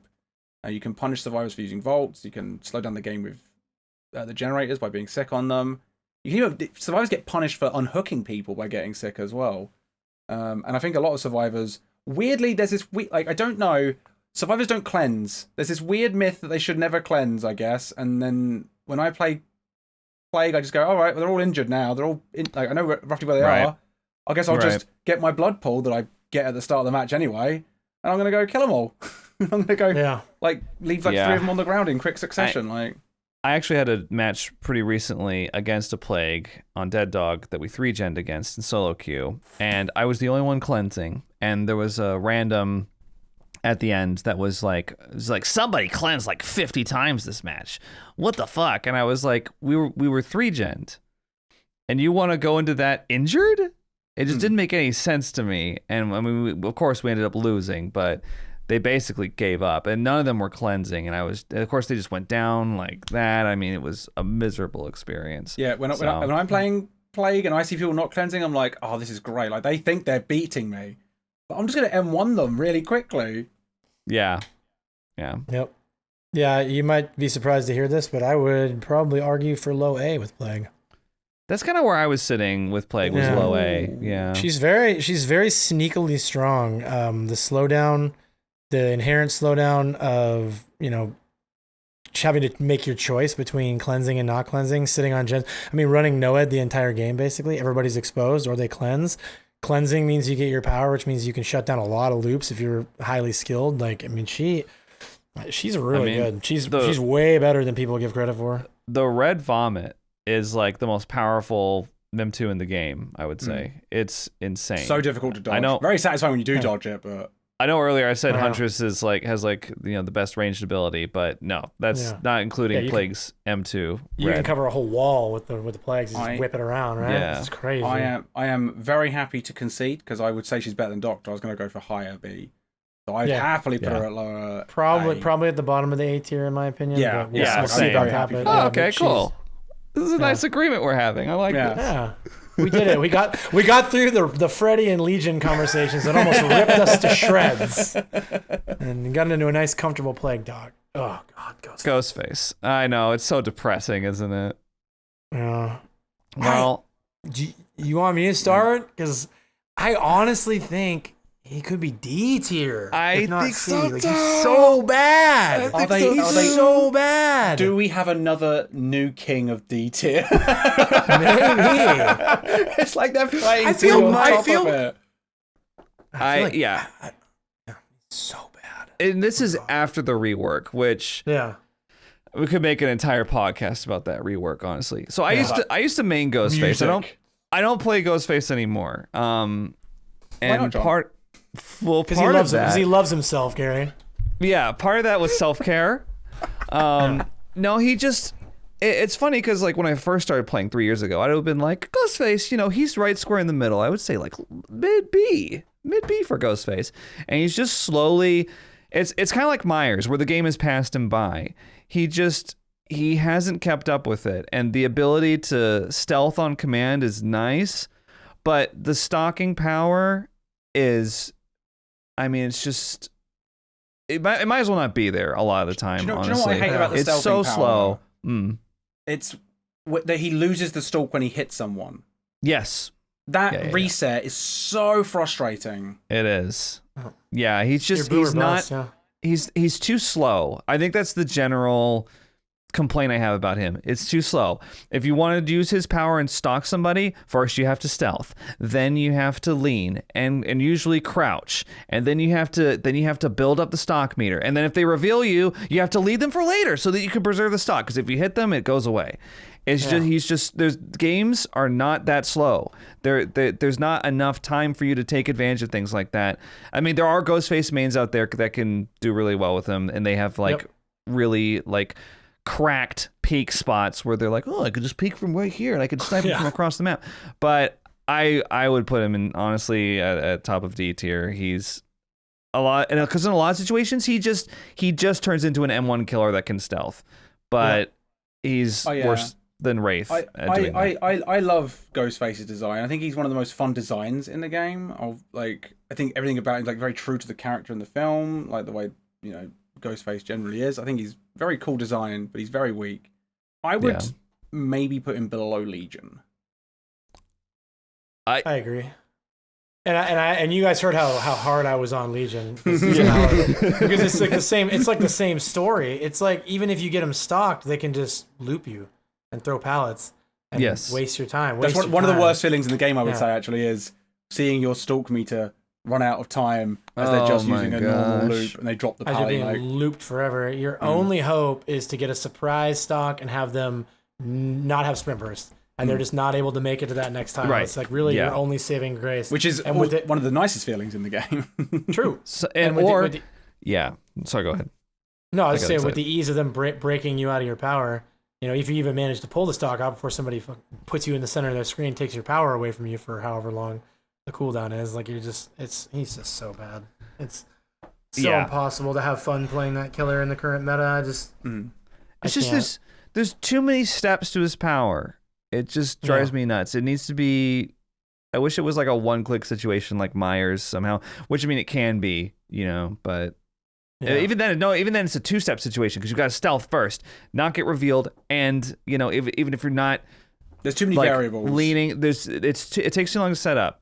So and I'm really disappointed as someone who used to play a lot of Ghostface and used to really like it that the rework just failed so hard at it. It's like they gave him that really. Like a bonkers add-on, that purple add-on where like he can get gen regression if he gets a stock, and I was like, it's like they were like, okay, that's good now. And just most of his add-ons, people are still just running, Olsen's address book or whatever that lowers the. I run the brown camera, which it gives you 10% extra stock speed, and then I can't remember what the add-on is. It's purple add-on, but basically, as soon as you mark somebody, you get a movement speed increase for like 5 seconds, which helps you close on them a little bit better. Yeah, it's a pretty good combo. I don't have the numbers drawn up at the time. No, me neither. So I have no idea what people bring with him because I don't see Ghostface. I don't play him, and I don't see him. I haven't actually played Ghostface like since the rework. I played a couple matches with him, and I was like, nah, he's just as bad as he was before. I mean, the last time I played him was during the PTB, and I heard that new chase music, and I was like, well, not playing him anymore. I DC'd in the PTB. I played him on stream the other night, and I think I got like a 3-hook 4 out, and I said on stream, I will never play this killer. This is the least fun I've ever had in a DBD match, and I've been playing since 2016, dude. Like, it's so sad. He just feels so powerless, and like that's the worst feeling. You just have nothing. Hard countered forever.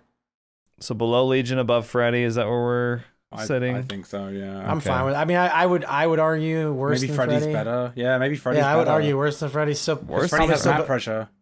Probably still better than Clown. I mean, I said my impassioned speech. I think he sucks. So, honestly, if y'all want to be like, yeah, fuck it, he's the worst. No, sorry to the Trapper and Michael, but you guys still blow. So we're gonna have to keep him. Oh, I feel bad that Trapper's like the bottom. Like he's their first killer. He's just. Well, I feel bad that. Go ahead. It's hard to be worse than Trapper, I think. Yeah. Yeah. I just feel bad that an iconic horror character that's so awesome. Like, Ghostface should be so awesome. It's like you get to play as Ghostface from Scream. How cool is that? It's just him and Myers both like iconic slashers relegated to like channel point redemptions to get played. Like at least with Freddy, it's new Freddy. So he's fine in detail. Yeah, it's rework Freddy. Yeah, it's not even no one cares. The Robert Englund version. It's the reboot. Yeah. If they got Robert Englund's license, we'd have to bring back Forever Freddy so we can get him buff him up. I want to see him in S tier. All right, let's move on to Demogorgon. Okay. I would say B tier for Demogorgon. And I'm not sure exactly where to put him in B tier, frankly. I'm open to discussion. But I think I play quite a bit of Demogorgon, and I would say he's a bit dependent on Save the Best for Last, at least the way I play him. But I find that his shred, the threat of his shred, and then canceling for the M1 can be really, really good. And that's where I get probably the most value out of shreds. Sometimes I get a cracked shred at shack window or the usual spots before a pallet. But most of the time when I get value out of his ability, it's because you can cancel it so quickly and just go for the M1. You can do it faster than with any other killer. Like, you can do similar checks with like Pyramid Head and stuff, but he could do it so fast that as Survivor, it's really difficult to counter. I would agree with B tier. I'd probably put him above Wraith. I think Demogorgon can counter some of the, like, Killer Shack gets countered by Demogorgon. Like, Demo can get you at the window when you try and go for a vault. I think his ability to like go through pallets and destroy them is great as well. Like, terrifying to go up against, but it can like really pressure survivors. It can close gaps quite nicely as well, and its portal ability to like, especially in a 3-gen, it can really cause issues. I think like the portals, not everyone uses it effectively, but when a demo does, terrifying. And then as survivors, you've got to make the call of, do I work on the gen and try and get it done, or do I get rid of this portal? Because if it shows up in a second, I'm in trouble. Right. So I'd put him above Wraith, but see, and that's why I'd argue that I think he's an underrated killer. I think you guys are underrating him too. I like him low A. Really? I think he has all the tools, man. He's got shred, which, like you already mentioned, can shred pallets. You can set up pretty sweet like curve like hits at loops. You can get shack windows shut down. You can counter the drawback of Save the Best for Last, like you mentioned, John, like being able to use the shred to save your stacks, Save the Best for Last makes him super strong. And then after all of that, you got the portals, which you can use for teleport or slowdown. Either way, they're either going to get you across the map or you're going to get people off gens. Right. I don't know. I think that he's got one of the most complete kits. I think he's the most balanced killer in Dead by Daylight. I think that if you're highly skilled, you can absolutely, because again, the mind games you were talking about using the M2, like just the threat of the M2 causes them to react differently at a loop, and then you can just pull down and hit. Yeah. Similar to like with the Pyramid Head mind game, right? I don't know. And then it's even, I would argue it's even stronger than Pyramid Heads, because if they throw the pallet, you just shred the pallet and you're right back in chase. You're right back on them. I don't know. I think he's underrated. I think he's really good. I think you've used our points to say A tier, and I agree with you, actually. Yeah, I agree with you too. We'll go. Well, I wouldn't say better than Plague, though. No, I wouldn't say it. I think that this is picking nits, because I would probably say better than Plague ultimately, because he does have. I mean, map pressure is hard to define with Plague, because having everybody broken can be a fair. I mean, having to cleanse and choosing whether to cleanse, it can be a form of pressure, a form of slowdown. Staying off sick gens can be a form of slowdown, but ultimately they're pretty kind of neck and neck. My thought is that he's better than Plague, but I also don't care enough to argue it, because they're both really strong. So. Okay. Well, cool. I'm happy with that one. Yeah. Yeah, me too. Oni, I'm excited about this one. So am I. This is a really fun one to talk about. Oni is interesting because he probably has like the biggest power swing of any killer in the game. He goes from literally an M1 killer with no power to suddenly he can move at super fast speeds and can insta down. Yeah. So Oni's a very interesting killer to me. I'm happy to hear someone else lead the discussion, because I don't play that much Oni, but I do think he's a very interesting killer, and I think he's strong overall. Yeah, I don't play Oni either, but I have opinions. Yeah. Do you want to start, Gary, or do you want me to start? You can start. I would argue that the Oni's power is the best power in the game. Like, it's literally the best killer power that exists, which is why it's so hard to activate. He has a very, very slow early game, and if you pre-throw pallets and you waste his time, he can be beaten. But that doesn't take away from the fact that ultimately you're moving at 115, they're moving at 100. You will get hits eventually. You will get his power eventually. You will break pallets eventually. And if played super effectively, you're going to have I think he's really strong. I think I would argue A tier for sure. Oh yeah. And it really just comes down to where in the A tier that we feel he shakes out. I don't play Oni. I think he's quite a difficult killer to learn. It's quite a skill ceiling to him, learning the flicks of his M2 once you've got his demon dash going and his demon strike. I think you're right, Doug. I think it's the best I think it's the strongest, one of the strong is it the strongest power? It's definitely up there. Like one of the strongest killers in the one of the strongest powers in the game. The only thing that stops him being S tier for me is that he is an M1 killer like a lot of the time. Right. I feel like once he starts getting his blood, he just always has it. Like I feel like it's very rare that I see only that's like not just continually using their power once they get it going. In the late game, you can't deny him his power because by that point, people have been bleeding all over the place and it sticks around. So yeah, I would put him just under Hag. I don't disagree. I don't disagree, honestly. Yep, I can jive with that. He's terrifying. He is honestly. When I hear that, it's one of the scariest sounds to hear in Dead by Daylight for sure. Snowball potential off the charts too. Like you can just get a couple people on the ground and you're like, you guys are so screwed. Like it's over. And only players tend to be fun as well. Like frankly, yeah.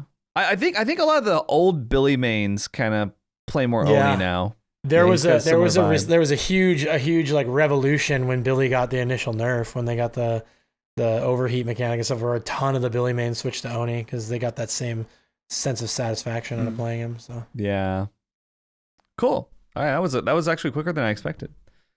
Deathslinger, Gary. Let Gary start. Yeah, I love Deathslinger. He plays the most Deathslinger. Deathslinger is one of my newer favorite killers to play. Because he recently got quite a nerf, didn't he? Like he used to be able to get his gun up very quickly and do a very quick shot, and they nerfed that, so now there's more of takes a few seconds. I think it takes like 1 and a bit seconds to actually get the gun out. I think he's still very strong in a 1v1 chase. Like he's not as strong as he was, but like now there's a bit of counterplay for Survivor, so he's better overall for like fun. I think he struggles on map pressure still quite a lot of the time, because he feels kind of slow. He's very good at like chasing down a survivor, but holding down W can be surprisingly effective against him if you get out of his range. Yes, yeah. He's a ranged killer, but he has a very limited range, surprisingly. Yes. Yeah, he's very limited in that sense. And since they increased, because beforehand he had a very small terror radius, which allowed him to sneak up on people and get that shot. Whereas when they nerfed him, they increased his terror radius, so now it's a lot easier to react and kind of get distance from him, especially if you've got sprint burst. Oh my god, it's a nightmare to try and catch up with people. It'd be so satisfying to get those nice shots on. I would put him... I think I'd put him in B tier. I'd probably put him behind Doctor. I think Doctor has better pressure of like the map as a whole and can really slow the game down in certain ways that Deathslinger doesn't do, even though I think he's better in a chase. I think he's better in a 1v1 loop, but he's not as good at pressure in the map itself. And he's still a 110 killer too. He's still you know, it's like he's feast or famine with Deathslinger. I don't disagree though. I think that I like him in the B tier. I don't disagree with that placement. Yeah. Wow. Actually, yeah. No argument necessary, dude. I think that's pretty easy. We used a lot of our argumentative energy earlier, and we're saving it for. It's all right. Here's my question: why are we so invested in D tier? Like we are like, we're just so upset about the D tier placing. It's like no. Yeah, I know. I thought we were going to argue more about A and B tier. Right. I thought we were C too. to D tier. I guess that probably speaks to like an overall frustration. Is like there's just so many bad killers that you're like, which one's the worst of the bad killers? And then like the A tiers are pretty easy. Like, and also I think it's worth mentioning, like, you know, like what you said earlier, Doug, about picking nits. I mean, you know, I mean, is Freddy Legion which one? I mean, is it really? I mean, I'm not going to play either of them anytime soon, so throw them all in the. And also, like, my opinion on this is probably going to be different in 2 weeks. Probably we'll all have slightly different opinions. We'll talk about Wesker in a little bit, I suppose, but like my opinion was different 2 weeks ago. Like a great segue for this would be, I believe a couple seasons ago on Spine Chill, I called Pyramid Head High A. And, you know, part of that from playing more of him and having time for that opinion to settle.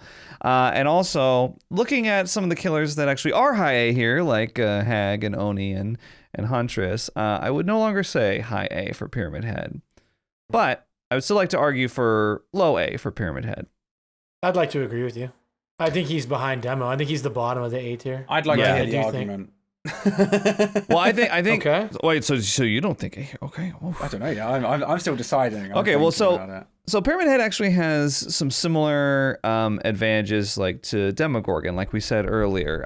Using the M2 as kind of a deterrent, and then canceling doing the M1. Right. It's kind of boring, but it's very effective.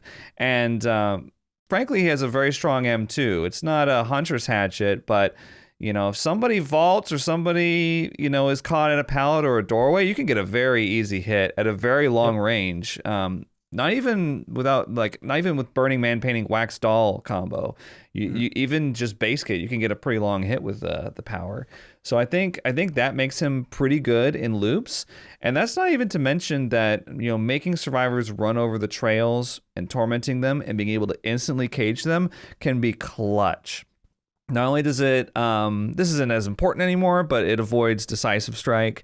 That's not really as important anymore. But you can avoid flashlight saves, you can avoid sabotages, you can avoid all kinds of... And it's quick. Survivor counterplay, and it's instant too. It's instant, and in certain situations, sending a survivor to the opposite side of the map can be great. In the end game, if you cage someone like that was an exit gate, and you'd send them all the way back, I mean, the team has got their work cut out for them. They got to go all the way across, lug them safely all the way back. It can be very situationally oppressive. And also when you have a down or when you have somebody on hook and you get down, if there's an unhook and you can just be like, right, I'll just cage them and then I can immediately get into a chase with the unhooker. So I think he's got a lot of really strong elements to his kit. Yep, and one you didn't mention is his ability to zone better than almost any killer in the game too. With the M2 zone, you got to play the mind game of like, was he going to run through the pallet? Am I going to get an M1 or am I going to end up using the power? And also, they don't want to get infected with the rights. What is it? The rights? Tormented. You don't want to get tormented, right? Yeah. So you can use torment to actually zone them away from. I mean, I've literally had people run away from the killer shack because I had to torment them. Like, nope, not getting me. And it's like, okay, now you're running out in the middle of a cornfield, brother. Like, yeah. So I think he's got a tremendous kit full of tools that, again, it's like not orthodox tools, right? It's like he does like weird stuff, but ultimately you can end chases quick. You can mind game really well. You can slow the game down. You can be efficient. Like you said, instant cage. You haven't lost vision. You're right back in chase. He's got great uptime. Also, he can Mori base kit. Yes. Yeah. So good. Mori base kit. True. So good. Okay. And it's quick too. It's instant. I mean, you press the button. Back in chase. Yeah. And then you're back in. Yeah. Yeah. I'm just weighing up in my head. Do I think that he's stronger than Demogorgon? And I think I would put Pyramid Head above Demogorgon just because, like, Demogorgon will shred through the pallet, Pyramid Head will hit you. When you drop that pallet, that's true. You get hit, and then you will run away from that loop because you've got the speed boost. You don't want to waste it. And then it carries on. So I think for that, even though Demo's got the ability to get around the map a bit, I think Pyramid Head's stronger in a 1v1. He's going to get those hits. He's not going to get that slow start necessarily like Demogorgon can eat through those pallets to maybe have a better late game. But a good survivor, if the gens might go whilst you're in that initial chase. Pyramid Head, he will stop that chase. What about Plague though? I think there's an argument to be made that he's stronger than Plague. I would concede that.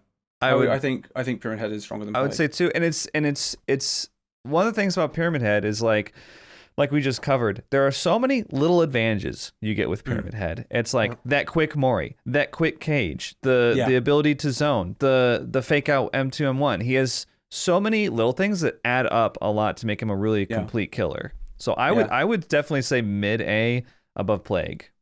Yep. I can't put him above Huntress. Yeah, my brain was just like, is there anything? And I was like, no, it's too good just to hit people. Like the strength that I think Pyramid Head has of like hitting someone as they vault or drops a pallet. Huntress does it better. he's going to more consistently get that hit. Yep. So. Yes, Agreed. exactly. Agreed. It's just something that just came to mind, and I'll just touch on this really quick and we can move on. But it's crazy that Pyramid Head's M2, the Rites of Judgment, is basically as strong as Plague's infection, like the red puke. Like it's like the same power. It's roughly the same power without collision. Mm-hmm. Like you can do it. It's like the Plague's power if it could go through walls. Yeah. It's actually really strong. Crazy. I'm glad I feel like we're agreeing a lot, and we're gonna agree again on it's this all right. one. I'm sure it's gonna start splitting off as we get towards the. I think some of the later killers, I think we're gonna have a little. I can't wait to say stuff about Blight. Well, can I just go ahead and do this? I'm gonna absolutely, I think we all know where Blight's going, but. So for our audio only listeners, I just put Blight below Nurse and above Spirit in S tier. I mean, I don't really know what else there is to say about Blight. Go ahead, Doug. You're the most excited. I want to say something offensive. If you're a decent killer, you're a top tier Blight. He is the easiest killer in the game to be good at and to win games with. You can use him similarly to Hilllbilly, where you just use his power to travel the map and M1 people and break pallets, and you're still going to win like 80 to 90% of your games. Like, I know that Blight is a flashy killer, and there's a lot of like top tier Blights that are, I do the Hug Tech 390, 620 down to the bakery move, and it's just crazy. Down to the bakery move. It totally counters the pallet. And it's like, yeah, you guys all have all these flashy plays, but at the end of the day, you're a 115 M1 killer that can counter any loop in the game just by existing. Like, it's crazy how easy it is to win games with Blight. And whenever, again, I get into like the dark times at night when it's like 2 a.m. and the only people who are playing DBD are the people who play DBD, right? Right. When Bubba goes to sleep. Yeah, when Bubba goes to sleep, that's when we pull out the Blight and we pull out these other killers. There's another one I'll talk about later that I play a lot. But Blight is just so strong, and like I just feel like it's not that hard. Mm-hmm. I don't know, it's just so easy to win. I would agree. Like I'm no Blight main, but whenever I do pick him up, I seem to do okay because he's got so much map presence. He can shut down so many loops. I'm not like really strong at the Hug Tech. I can do little clever bits here and there with it. And it's amazing how much it can just shut down a loop and really punish survivors. They are looking to remove Hug Tech, right? Which I'm from what I hear, I don't use it. But yeah, I think he's a very easy killer to like just do fine with. Yeah. And as you say, if you're a good overall killer, like generally, you're probably gonna do very well with Blight. It's hard to like properly assess Blight in my opinion because he's got so many like little cheesy texts to him, but like even beyond that, even if he didn't have these little like 1-2 buckle my shoe 360 you're an instant down, I think he's just his mobility is so crazy, so good. And he can bounce so many times, and he can make so many adjustments in chase. I mean, he's just an S tier killer. I think we've kind of covered it. Yeah, but he's very fun. Like I love. He's Blight. Very fun. I love playing against Blight. I love playing as Blight. I used to enjoy playing against Blight until it's like everyone. It's like I feel like all the Spirit mains abandoned Spirit and moved to Blight because they were just Because if it's like every Blight I play against now is just kind of, I don't know. They're running Alchemist Ring, and it's just I'm so tired of it. But he's an S tier. It's boring to play against. Twins. So full disclaimer, I have not played Twins. I think since the initial launch. I was like, you never played them? No. Since the initial launch. I do remember having fun with Twins in the PTB, and then I remember playing on live and being like, no, never mind. I don't like playing Twins. And I can go anywhere with the Twins, frankly. So I'd like to hear what you guys have to say about it. I love the Twins. I am a former world record 4K speedrun holder for the Twins. I've played I've played a lot of DBD, you guys may be aware. My top played killers are like Leatherface, Nemesis, and Twins are like my top 3 most played. Oh, okay. So I went through some serious Twins phases where I was like playing nothing but Twins for like months at a time. Like I was playing Twins in tournaments. Like I was really, really into the killer. That being said, I do think she's one of the most map dependent and team dependent killers in the game. And so I would probably slot her in somewhere high B, probably like above Doctor. That's probably perfect. at the top. Probably That's of B. exactly what I was thinking. Yeah, I was like debating how she matches up against Demogorgon. I was like, no, she's not there. Yeah, she's not better than Demogorgon. That's exactly what I was. She could easily be better than most of the A tier kills with a little minor tinkering, but for as she stands right now, I think top of B tier is pretty fair for. Yeah, I think she's very good at, like, as you say, map dependent. I think she can be very strong. It's also very, as you say, very survivor dependent. Like, the survivors just don't know how to play against twins. Yeah. Like, the amount of see them. That's the thing, yeah. Like, when I play twins and, like, they don't crouch when they're sneaking up on Victor, it's like, well, I know you're coming. I change and I hit them with Victor. And they don't know how to, like, I mean, if you have Victor chasing after you, find a tree. Run around that tree. That tree will cause him problems. Yeah. Or even just a gen, frankly. Yeah, just something small. Suction rocks, suction gens, suction trees. Yeah, it's yeah, if you just don't know how to play against twins, and it's kind of a shame. But Victor snipes. But as soon as you go against a team that does know, it's miserable. Yes. Yeah. I love hitting people through windows or over pallets. It feels really good. Yeah. She can be very bad though. The twins can be very good at, like, getting people over pallets and stuff, though. Like, it's why I was, like, thinking about Pyramid Head. I was like, she's almost, like, as good as Pyramid Head and Huntress at getting that hit over a pallet. Someone drops a pallet, I'm going to get that hit with Victor. But then there's a whole extra step to actually get over there and pick the person. Yes, right. That's what slows it down. Yeah, ruins it. Yeah. And with the potential unbreakable being built in soon, I can, like, she's only going to get weaker unless they. She's one of the killers that I suspect is getting this.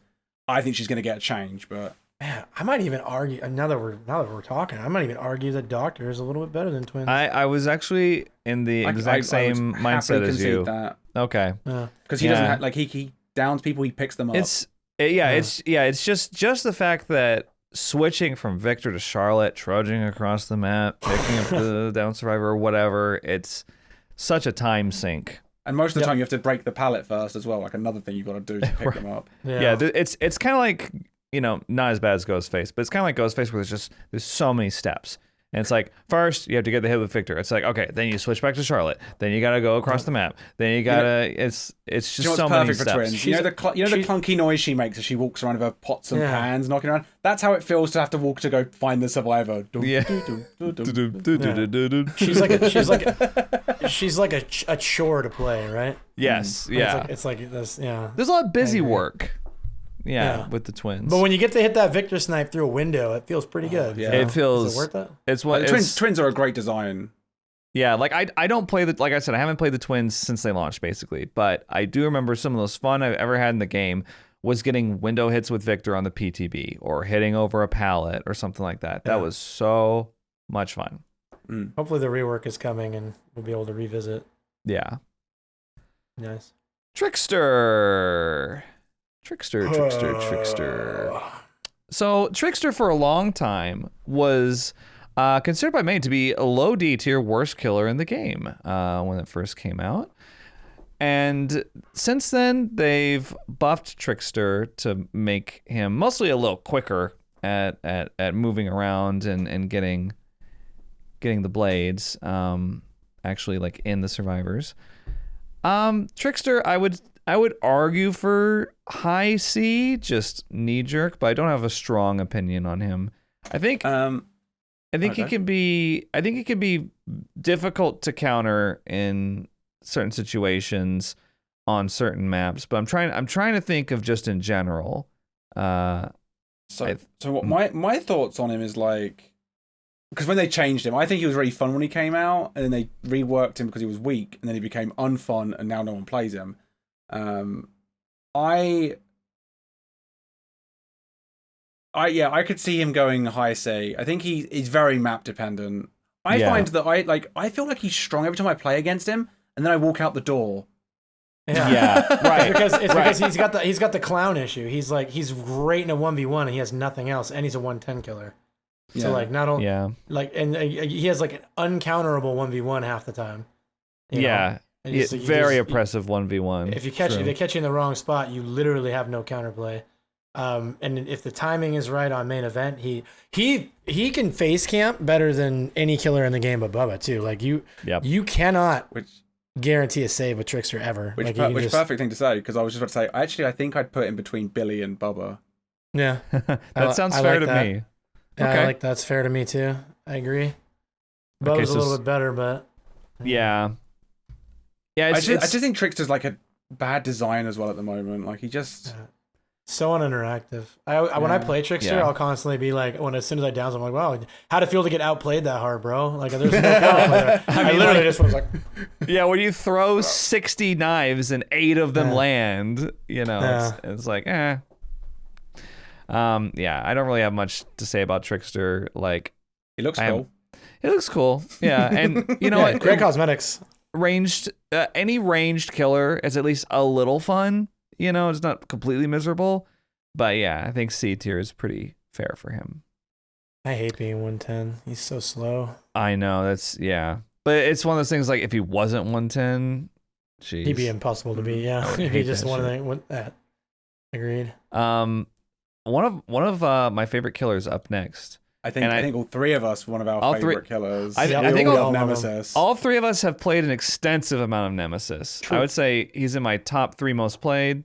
He's probably my second most played. Yeah, so all 3 of us, he's in our top 3 most played. Maybe even my first at this point. He may have taken over Pig, because I love Nemesis. He's my second most played by a long shot. I have over 1 billion blood points spent on him too, and he hasn't been out that long. Right? Like, yeah. Nemesis is an interesting guy. I do find him really fun to play. He has an M2, which is a little tentacle whip. It can give infection to the survivor if they're not already infected. But if they are already infected, it can do an injury state to them. It can also, at tier 2, it can break pallets, which is very strong once you get it. And in tier 3, adds an extra meter to the tentacle. So it's really important with him to get his power going. I find Nemesis is really weak in tier 1. I'm not going to say he's like a pure M1 killer or anything, but that's what it feels like. Once you get tier 2 and you can shred pallets with the M2, I think he becomes a lot stronger. And then in tier 3, when you can get that extra meter, I didn't think it was that much at first, but you can get some pretty crazy hits with that from pretty far away. Yeah. And in addition to that, he also has the zombies, which are very RNG and I think are difficult to assess for his power level, because sometimes the zombies are walking against a rock in the corner of the map all game long and not doing anything for you. And then in other games, they're everywhere. They're like little secret assassins. They get window hits. They ambush survivors. They hook camp for you. So yeah, I think he's a tough one. What's scariest about them is if they're in a doorway, when they hit you, they don't drop their collider. Yep. Found that out the hard way back in the day. Yeah, I'm fortunate and blessed enough to have high MMR zombies, so mine are always doing God's work. Mine can run Shack. Mine can run Shack, man. They're crazy. They're so good. That's one of my favorite things to do with Nemesis is if I see a zombie at Shack and the survivor running towards it, I'm like, oh, this is going to be good. Yeah. Yeah, sometimes I'll wait at a loop and just be like, we'll just sit here. The zombie's walking towards you. I will shut you down in a second. Yeah. I want to correct something I said earlier. I said I've spent over 1 billion points on it. I've spent 100 million points on Nemesis. Sorry, I said 1 billion. That's ridiculous. So many. That's not. I've only earned like 1.6 billion ever. So yeah, it's not true. But, sorry, I just wanted to correct that so that somebody in the comments was like, "This guy's making up stories." But no, I love Nemesis. I think that it's gonna be hard. I think to place him because I do see him being stronger than a lot of the killers in the B tier. I have a hard time putting him in A tier only because of the RNG nature of the zombies. Like they can be equally oppressive as they are completely ineffective, but his tentacle can so it takes 3 hits to down somebody, which is a problem. Not a problem, it's just a limitation. And it takes a while to get it up to full strength, but once it is full strength, you make a lot of windows are unsafe, a lot of pallets that are safe are now not safe. Like he has some really good ability to like to whip over objects on the map. You can get some really stylish plays, and you can drag the hitbox of the tentacle. Yes. So you can miss and still hit if you know how to do it. Yes. So, I've done that before. Yeah. So I think that my initial gut reaction is, at a minimum, I think he's top of B tier and possibly bottom of A tier. But that's just my opinion, and I'm willing to listen to a couple other Nemesis mains. So my thoughts is I love Nemesis, as both of you do. I think the M2 really makes him really fun and powerful in most loops, like especially like towards the late game when everyone's infected, they've not like cleansed. I love it with Save the Best the Last when people are cleansing, like they're not the obsession. I don't care. Right. I think he's definitely better than Doctor. I would definitely, like, if I was going to put him in B, I'd definitely put him in the top of B. I personally would, because he can hit over loops, I just feel like I would put him above Demo. Really? I don't know if I'd put him above Plague. I kind of think because like I think he can be very strong in loops. Like I feel like when people take windows or they drop the pallet, I get the hits. And the longer the game goes on, the more effective that is. And I feel like he's easier to hit his M2 than Pyramid Head a lot of the time because I can do it quickly. So if someone's like the window tech, for example, when someone's like, running around a window, I'll just get my tentacle and I'll moonwalk and then I'll smack them as they're like repositioning themselves. And it's like, Pyramid Head can't do that. He can't like shut down those quick situations. Or when I'm in the chase of someone and I break the pallet and I'm very quickly back on them for an M1, like I will avoid hitting someone who's not infected. I'll hit the corner of the pallet instead to make sure I'm hit them. That's very important. So I just find him to be very powerful in that sense. And the zombies, I'm not even really taking them into account of it. They're like a bonus thing. I think he's just a strong killer generally. Not unbeatably strong. I think he's stronger than Plague though.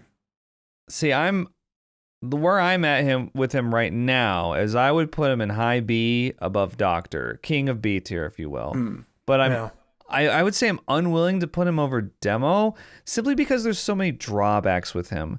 It's like when you're tier 1 Nemesis and you can't break pallets, he's so weak. I find that it's like prohibitively weak in that stage. And then in addition to that, once you're powering up the M2, it's great and you can shred through pallets and get cool window hits and stuff. But the fact that you have to 3-hit down survivors, I think it's like a lot of busy work, like we've been talking about. It's a lot of steps to get that down. I will concede that initial chase of like when you find the first survivor and you hit them with your whip, and then kind of you a lot of the time think, I should drop this chase. I need tier 2. Yeah, absolutely. Yeah. He has a slower ramp up time, and again, you mentioned his power is easier to hit than Demo's and Plague's power, but then also like the reward is lower. I think you have to get 3 hits. And they can cleanse and get rid of it. And you have to start all the way over, right? So they get the speed burst from the first. hit. I would say the speed. I wish they didn't get the speed burst from the first hit. Yeah, I think that's probably what would stop him being A tier. Yeah, you're probably fair. And the other killers like fluff stuff is like I think better than the mobility for the Demo and the map pressure. Yeah, I think I'll like concede it just because like the zombies where I would be like, this is where his map pressure comes in. Sometimes, as John said, you'll spend the entire match being like, why are the gens? And then you'll find your zombie in a corner. And you're like, this is why there's been no pressure elsewhere. You're standing next to a gen that's been worked on, right? Not doing anything. At times I keep catching them just like sleeping in front of a gen. Now someone's working on it. They're standing in front of the gen, not walking around it. Right? Yeah. What am I meant to do with you? What am I meant to do? If I find a zombie that's been misbehaving, I always kill it. Punch it back in the head. Goodbye. Yeah, you gotta like make sure the rest of the zombies know. Yeah. Tell the others what you saw out there. An example to the rest of them. True. And now for the main event of the killer tier list. The moment we've all been waiting for. It's Pinhead! Yay! All right, Gary. Gary, did you bring the script that we rehearsed? Oh no! Have you guys been? I wish we had now. What have you been doing? I wish we had. So if I were to categorize the tier list based on annoying to play against, I would put Pinhead in S tier. But I'm not gonna sit here and say he's an S tier power killer. So Pinhead has a power, an M2. Which is a chain which, when hit, can slow down the survivors, and they have to break 3 chains in order to move normally again. Yeah. If you have a certain add-on, Engineer's Fang, it can do damage, but that's just a powerful add-on. But his real power, from my perspective playing against him, is the box. The Lament configuration. Which is built-in slowdown. His 5th slowdown. The Lament configuration is a box that can be found anywhere on the map, really, although it does have, I think, predictable spawn points. And if it is not solved in a timely fashion, it can start a chain hunt, and the chain hunt will just cause chains to spawn everywhere on the map, slowing down and interrupting actions such as cleansing totems, healing survivors, working on generators. You basically... fun. Anything that you want to do as survivor, your agency is taken away from you. Sorry, you can't do that. Except for opening exit gates mysteriously. Or unhooking. It doesn't interrupt unhooking either. But basically, you're going to want to get that box done. So, Doug, would you like to start us off with Pinhead? Yeah, so Pinhead is who I like to play once the midnight hours start to hit and the games start to get really hard to win. When the gens start to fly, I mean, gen doers come out at night. And yeah, you mentioned it already, but his base kit slows the game down no matter what. 100% guaranteed it's going to be some form of slowdown. Either because they're not doing the box and they're starting a chain hunt, or because somebody has to go be the designated box guy. When they channel the box, unless they time it perfectly, you can almost always immediately start another chase, which to me is very, very key for pressure. The more you're in chase, that's one person who can't be on a gen. They got people that need to help out. You're pushing people off gens because you're chasing different tiles that are near gens. So he has a lot of like really strong delay built into his base kit. His power, actually sneaky strong. It pairs really well with Brutal Strength. You chain somebody at a pallet, and then while they're breaking the chains, you break the pallet fast. You're on them really quick. He's got some great add-ons that spike the power level of the chain add-on. It's like, I think it's the best slowdown power in the game. Like, you look at like Freddy's pools, you look at Clown's bottles, like his slowdown is very good. Yeah. It's a lot. It still can be frustrating against a strong survivor, but for the most part, especially with add-ons, it's super strong. So I would argue that he is in the A tier, above Pyramid Head, but below Huntress. Whoa. That's my argument. I'm actually that comes surprised. Well, I'm surprised too. You guys thought I would make a mess here?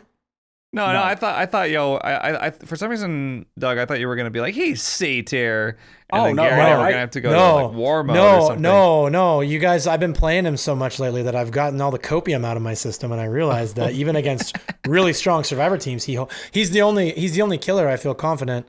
Outside of if I want to play easy mode killers like Blight or Nurse, but like if I actually want to have to work for it. This is perfect because I would suggest he's stronger than like a higher position than what you're putting him. I would say he's above Hag. Really? You like Pinhead as the top of the A tier? I think his built-in slowdown. What about low S, Gary? I mean, I just think he's very powerful. His built-in slowdown so oppressive. Like, if you're against a solo squad, that's like it's double as good. Like even if you're against a Swift, they have to deal with this box, and if you find it, it's a nightmare for them. It is worth noting that, like you said, it is guaranteed slowdown, but also he doesn't have to do anything for it. Yeah, the box moves around on its own. He doesn't have to place it. He doesn't have to press an ability button to use it. It's just automatic in the background. Even if AFK Pinhead is going to have the box move around. And if they're foolish enough to do it too close to you, you can use your M2 to interfere with it, and then you can start getting into a chase with them and really pressure the box again, and then you can get a chain hunt continuing. And on certain maps, that's when you find yourself on the game or Midwich. It's just hell. It's just a miserable experience to have to deal with. Yeah. I just think and there's a reason that you pick him to play when you're like, it's sweaty. I want to play. I want to be able to play the game. Yeah. So, and you choose Pinhead because he's so strong. Like, you're not picking Oni, you're not picking Huntress. They're very fun to play as well. You're going with Pinhead because he's more reliable, because he's got that built-in slowdown. You're gonna slow the game down. You have more time to get the hooks, and that's when then you bring strong perks with him. Like, if I know you don't do this, but you could bring Hoarders and Franklins and really make their lives miserable. Never. So I just think he's the king of A tier. Oh man, I can't put him above Hag. I can't agree with above Hag. I can't. I would concede to be just below I wouldn't even say above Oni. I just feel like Oni's ability to move so quickly and have an instant down is better than anything Pinhead can do. His power is better, but the total package with Pinhead, I think that the skill ceiling is lower. He's an easier killer to play to win with. And then that built-in slowdown is just, if they can't finish 5 gens, they can't win. So. Right. Yeah. And they'll finish 5 gens on Oni, but it'll be a lot harder to finish 5 gens on Pinhead, especially as resources are getting used, especially as areas are getting more and more unsafe. I don't know. I'll concede Hag because she's one of the most unfun things in the game. But Pinhead's a close second to it. Okay. Well, I mean, I hate Pinhead, so I hate playing against him. So I'm happy to be like, yeah, he's really strong, and that's why I lose. So that's fine with me. I just wanted to make the argument for Oni. A new king of D tier. It's one of those. It's kind of similar to Pyramid Head in a way, because Pinhead can do a lot of little things that add up, and a lot of them have to do with that box.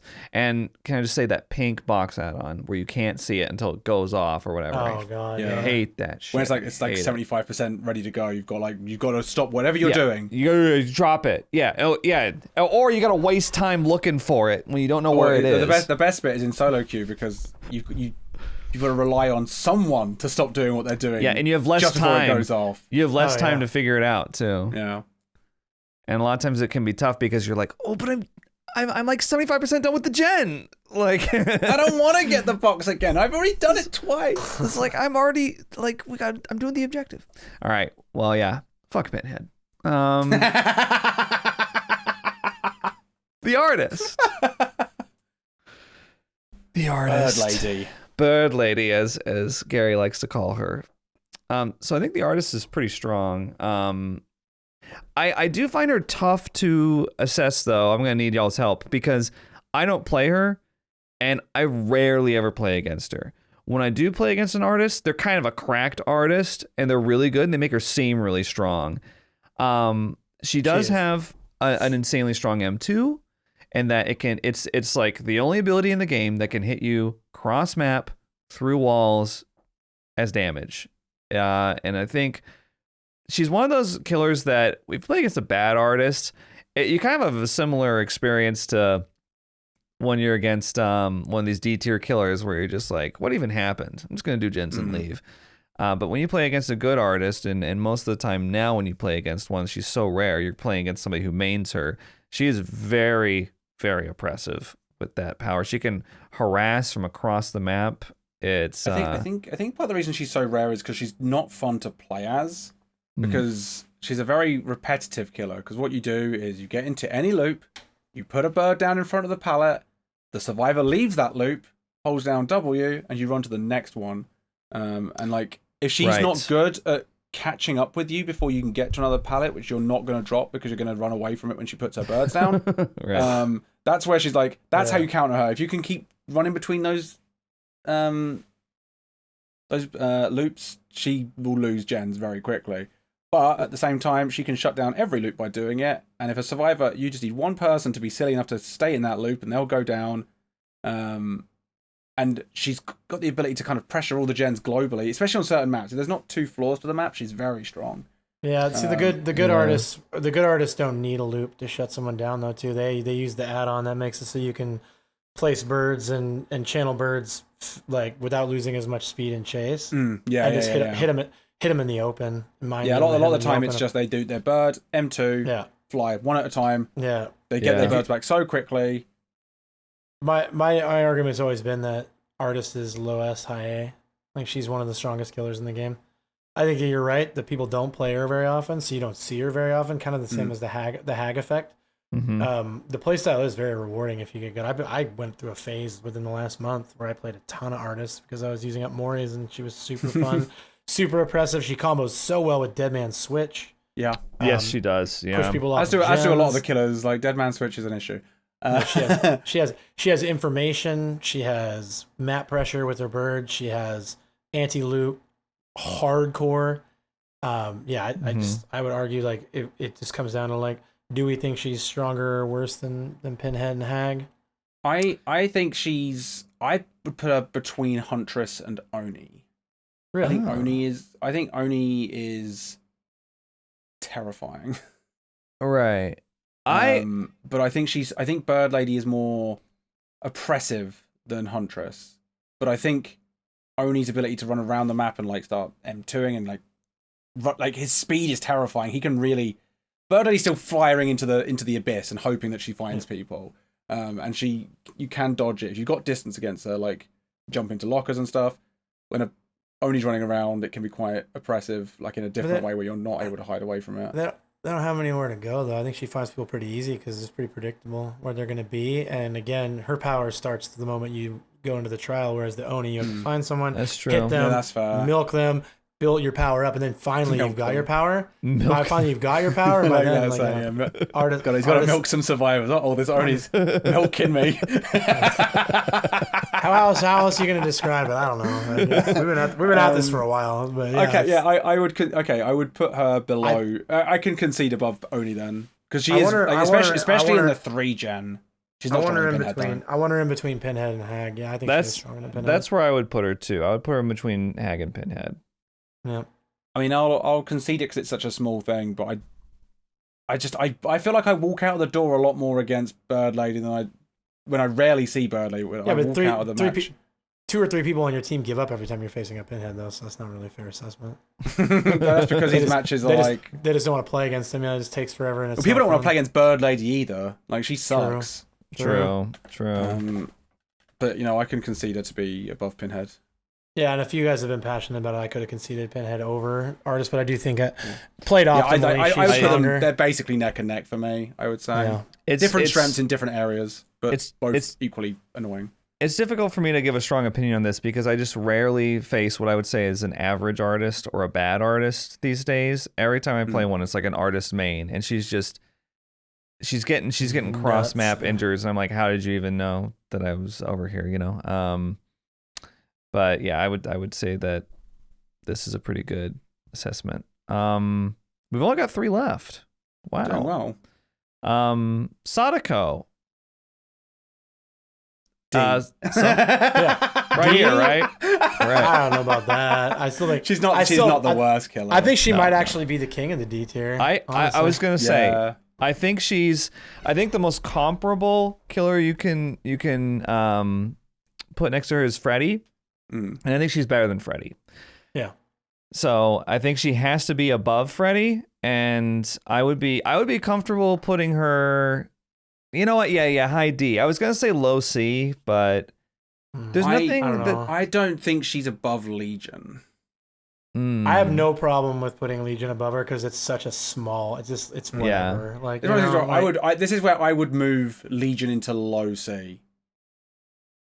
No. We're gonna revisit this conversation. It's just where I set out where I think like she is top of the D tier for me. I think like she's weak, but I wouldn't then put Legion with her in that tier.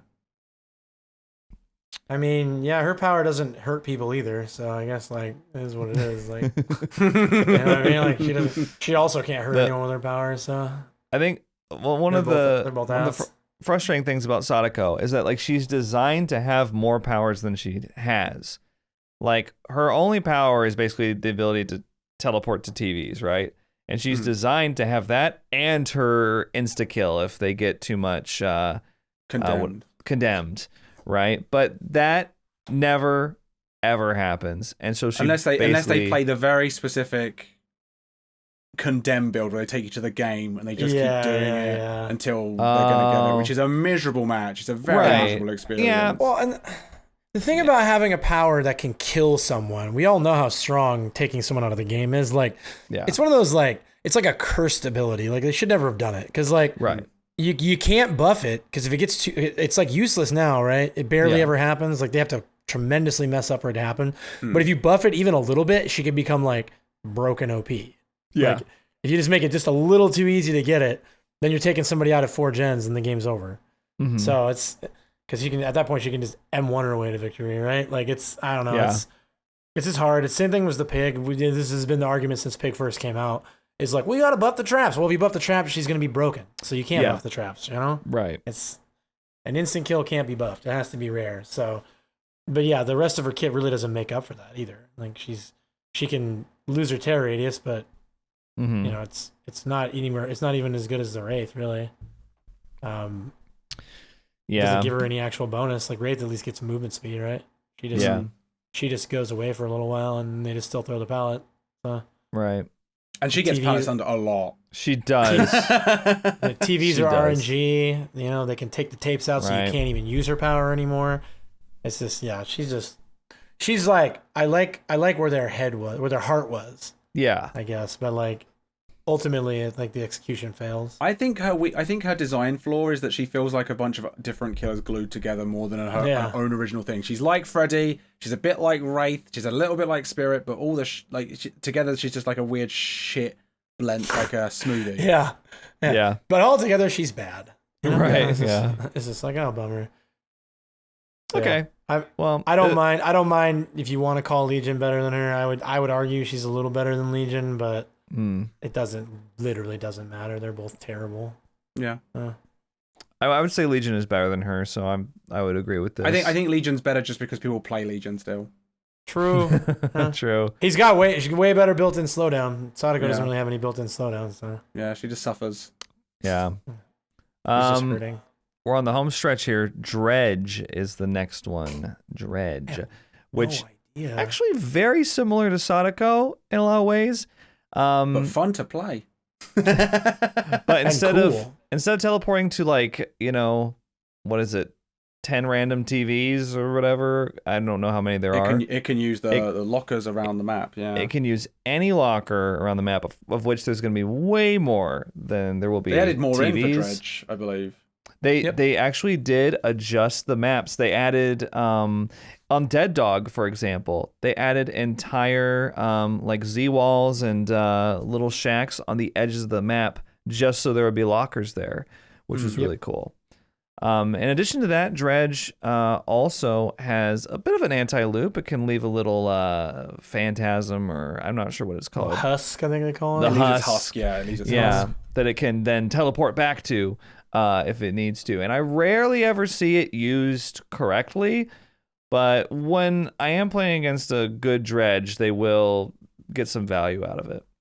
It's hard. I've tried it. I mean, I've played a lot of Dredge. I want to be good at Dredge. I see people, I play against good Dredges, and I'm like, damn, you're so good with that husk. But yeah, it's really that power, the anti-loop power is so hard to pull off that I actually think it works. Like, it's good that it's hard, because it should be hard if it's going to be, you know, hard anti-loop. And then, we haven't even spoken about Dredge's Nightfall power. I know. Yeah. If the Dredge can hit enough survivors and hook them, it goes into Nightfall, where it can see survivors a lot easier, but survivors are basically, depending on the map, sometimes you can't see anything. You can't find loops, you can't find pallets. Yes. The amount of times I run into a corner of a map and I'm like, uh-oh, I know I've done it bad now. It is hard too, because like we're often streaming when we're playing survivors. So even if we're on a gen, we're looking at chat, we're being distracted, we're talking to people, and then Nightfall can hit, and we're like, wait, where was I on the map again? Yeah. Because I find Nightfall to be probably more frustrating and powerful than it maybe objectively is, just for that reason. Because I think to me, it's a frustration thing of, like, as a player, if I don't know what I'm doing, I feel like my agency's damaged. Mm-hmm. And then I've just got this stupid sound of, like, DBD Twitter crying in my ears. Oh yeah, absolutely. I think Nightfall for him is a big deal. Like, if he didn't have it, I think it changes his power level by quite a lot, because it's just, I wouldn't say it's a global slowdown, but it's a global. I have a position to put it. King of B tier. Really? I'd agree. Yeah, I think with the power of Nightfall, it's like the RNG factor of zombies, except stronger and like more reliable. It's kind of like Pinhead's box in a way. Like, you don't have to do anything to get it. I mean, you do, right? Yeah. But you will get it no matter what. It is going to happen. I think it has like anti-loop with the husk. He can do a lot of little things well. Yeah, I think like teleporting to lockers can be a very effective way. Like, I see it in the game. Yes, the other day I was playing, and I did the jump. You know, the vault down the hole, down the meat grinder thing or whatever it is. Yeah. And the dredge just teleported to the lockers right down at the bottom immediately. And I was like, oh. Yeah. I didn't even think about that. Right. I think I agree. I think he's like the proverbial B tier killer because like the expert dredges will just dunk on you because they play nothing but dredge and they get like they're perfect at their positioning to go to the locker, like where you're out of the field of view, so you don't know that they teleported, and now they're in front of you. They can use the husk well to actually counter loops, but like you have to like play dredge perfectly to beat good teams, but like the top B tier, mains are going to do that. So yeah, I would argue, I would agree, king of the B tier. I was thinking mid B originally, but I think y'all have convinced me. Yeah, high B. That sounds good to me. Sorry, Nemesis. Nemesis wanted to be king. Yeah, he was close. He almost made it. Nemesis. Now for the easiest one to place, Wesker, right? Low S. We're done here. I suppose I should. I would like Gary to start, please. Yeah, Gary. Your thoughts on Wesker? Since like in the last couple of weeks, I've played quite a lot against Weskers because Wesker's still very popular to play because he's not weak and people enjoy him. He's very fun. Yeah. And I have escaped most of them because I've begun to figure out how to beat him. He is dodgeable. Like I know I was all pissy about his buff. Yeah. You can dodge him. It is possible. It's just you got to be ready for it. Probably not using a VPN would help too. Yeah. But I like. He's got good map control still. He can still get around. He can use them to obviously do his dash where he can get a lot of distance. It can close the gap on survivors, especially if they're in open space. If you're on like Cold Wind or something, it's great. Yep. The Ouroboros thing, I do think they should maybe remove 2 of the canisters if he hasn't brought the add-on that starts people with Ouroboros. Just because there's a lot of them running around. Like I feel like it's difficult. But it adds a hinder though, so the 8% slowdown is significant. I think it's important. That's true. Actually, that's fair. And it slows them down. They got to go get it. They got to pull. They got to spray. They got to put their item back, get their item back. Like it. I think it's fine. But yeah, generally, I think he's still quite strong. But he is, despite that, like he can kind of struggle in loops. Weirdly, like he just struggles. Like there's good Weskers out there that can like know exactly when to use the vault to catch up with people. But I don't know. He just feels like he struggles a lot more than when I was initially getting used to him. I was like, oh my god, he's so oppressive. But now he's like, yeah. I'd probably put him mid A, probably behind Pyramid Head for me. I'd probably go with low A. I think he's probably the bottom of the A tier or the top of the B tier. I don't think he's better than Demo. I don't think he's better than Plague. Personally. Well, why? Yeah. He's like he's got the large tear radius, cool. He's got the ability to zone, but like both of those, like Demo and Pyramid Head can both zone just as well as Wesker can. Right? With his power, arguably better because they can hold it for longer. He can't hold it permanent. It's got a cooldown, so he can't perma zone. You got to really make like quick decisions. His power is not even a guaranteed health state if you hit it. Versus an infection. Right. If you just toss them away. Yeah. It's like again like there's this. But a lot of the time, if you toss them away, they tend to be in a dead zone.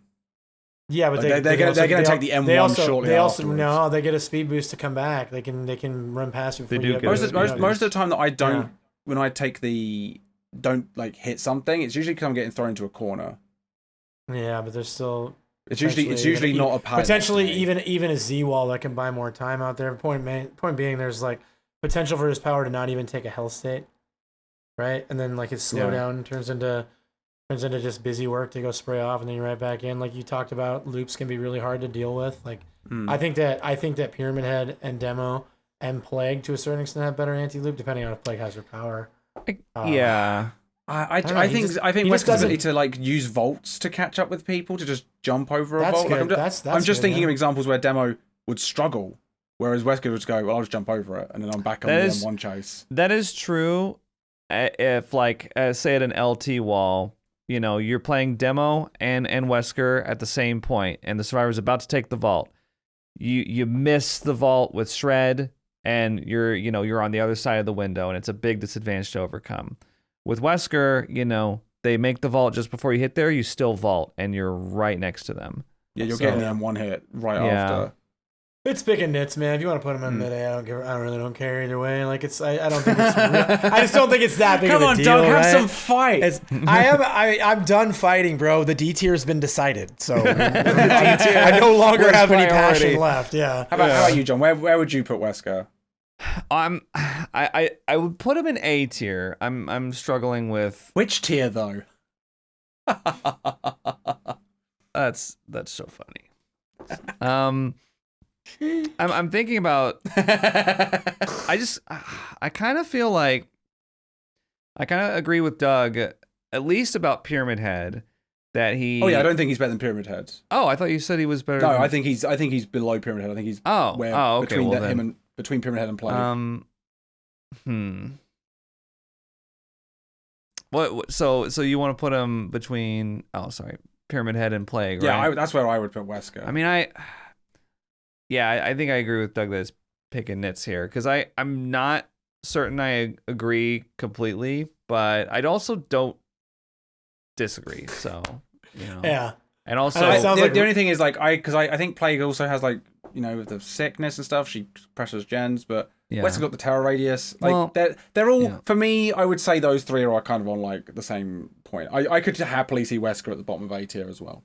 Yeah, I also think that the hindered is a big advantage for him. That 8% slowdown that makes chases so much shorter if you can get it. It forces you to cleanse. You have to, because if you don't take care of the Ouroboros, you're gonna end up losing chases hard. Yeah. Mm-hmm. Yeah. It even makes it hard. That 8% hinder makes it even harder to juke his power too. It's just like. I don't know how you do. They're like a tank. Right? Like a tank when they got it, dude. I'm just like, oh my god, running in slow motion. Okay. I think we're also just kind of running out of steam because we've been at this for so long. I can keep going. Now let's do it again. Let's do it again. Let's do it again on a blank slate and see if we get the same thing the second time. Take a screenshot and start again. Just reset. Erase this from your mind. Okay, so just to review our killer power tier list, in S tier we have Nurse, then Blight, then Spirit. Just 3 in S tier, which I think is pretty universally agreed upon. That's kind of what everyone's. I think everyone's got this. Yeah. Those exact 3. A tier, we actually have a very populated A tier of 9 killers, starting with Hag at the top, then Artist, Pinhead, Oni, Huntress, Pyramid Head, Wesker, Plague, Demogorgon. And this is interesting because I think our A tier turned out quite a bit different than most people's. I know some people like Otts considers the Artist to be S tier, if I'm not mistaken. And then I know some people that would put Demogorgon in B or even lower. Yeah. I've seen. So I think we've got a very populated A tier. B tier, we have Dredge, Nemesis, Doctor, Twins, Deathslinger, and Wraith. And I don't think that this is particularly controversial either, frankly. And C tier is C tiers are smallest one other than S. Pig, Bubba, Trickster, Billy.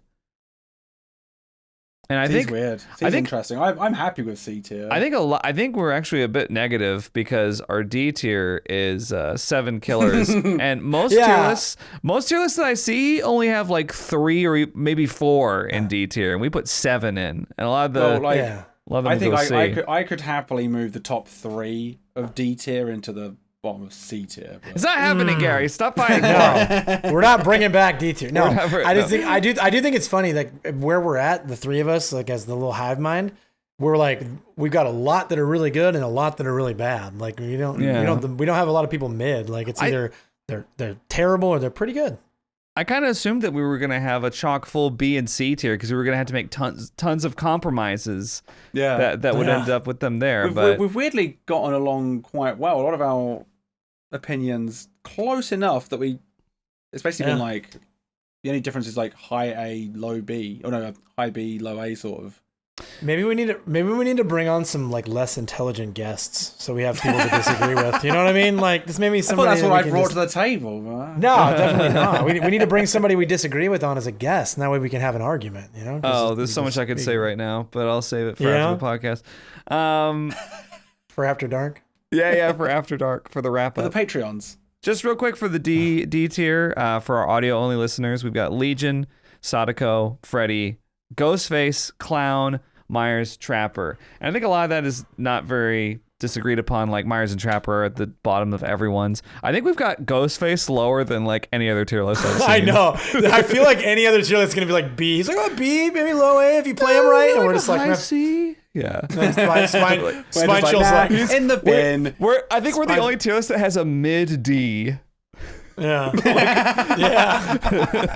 And it's Ghostface. Dude. It's Ghostface. The Spine Chill podcast does not endorse Ghostface. Yeah, mid D, just Freddy, Ghostface, and Clown. Yeah. That's great though. Well, overall, this was a sorry about that. Very fun season. I like our tier list. I like our tier list too. I'm thinking about printing it out and putting it on my wall so I can look at it every day. I saved it on my desktop. Yeah, it should be the desktop background. Yeah, I saved it on my desktop so I can always quick reference it. If anybody in my chat asks me the tier list, I'll be like, check this one out. This is a definitive tier list. No, don't watch Otz's. I got a better one here. Yeah, does Otz have a mid D here? I didn't think so. Yeah, right? Where does Otz have Ghostface? That's all I need to know. Exactly. All right, well, season... I think we've been quite fair about them all as well. I think so too. Yeah, I don't think...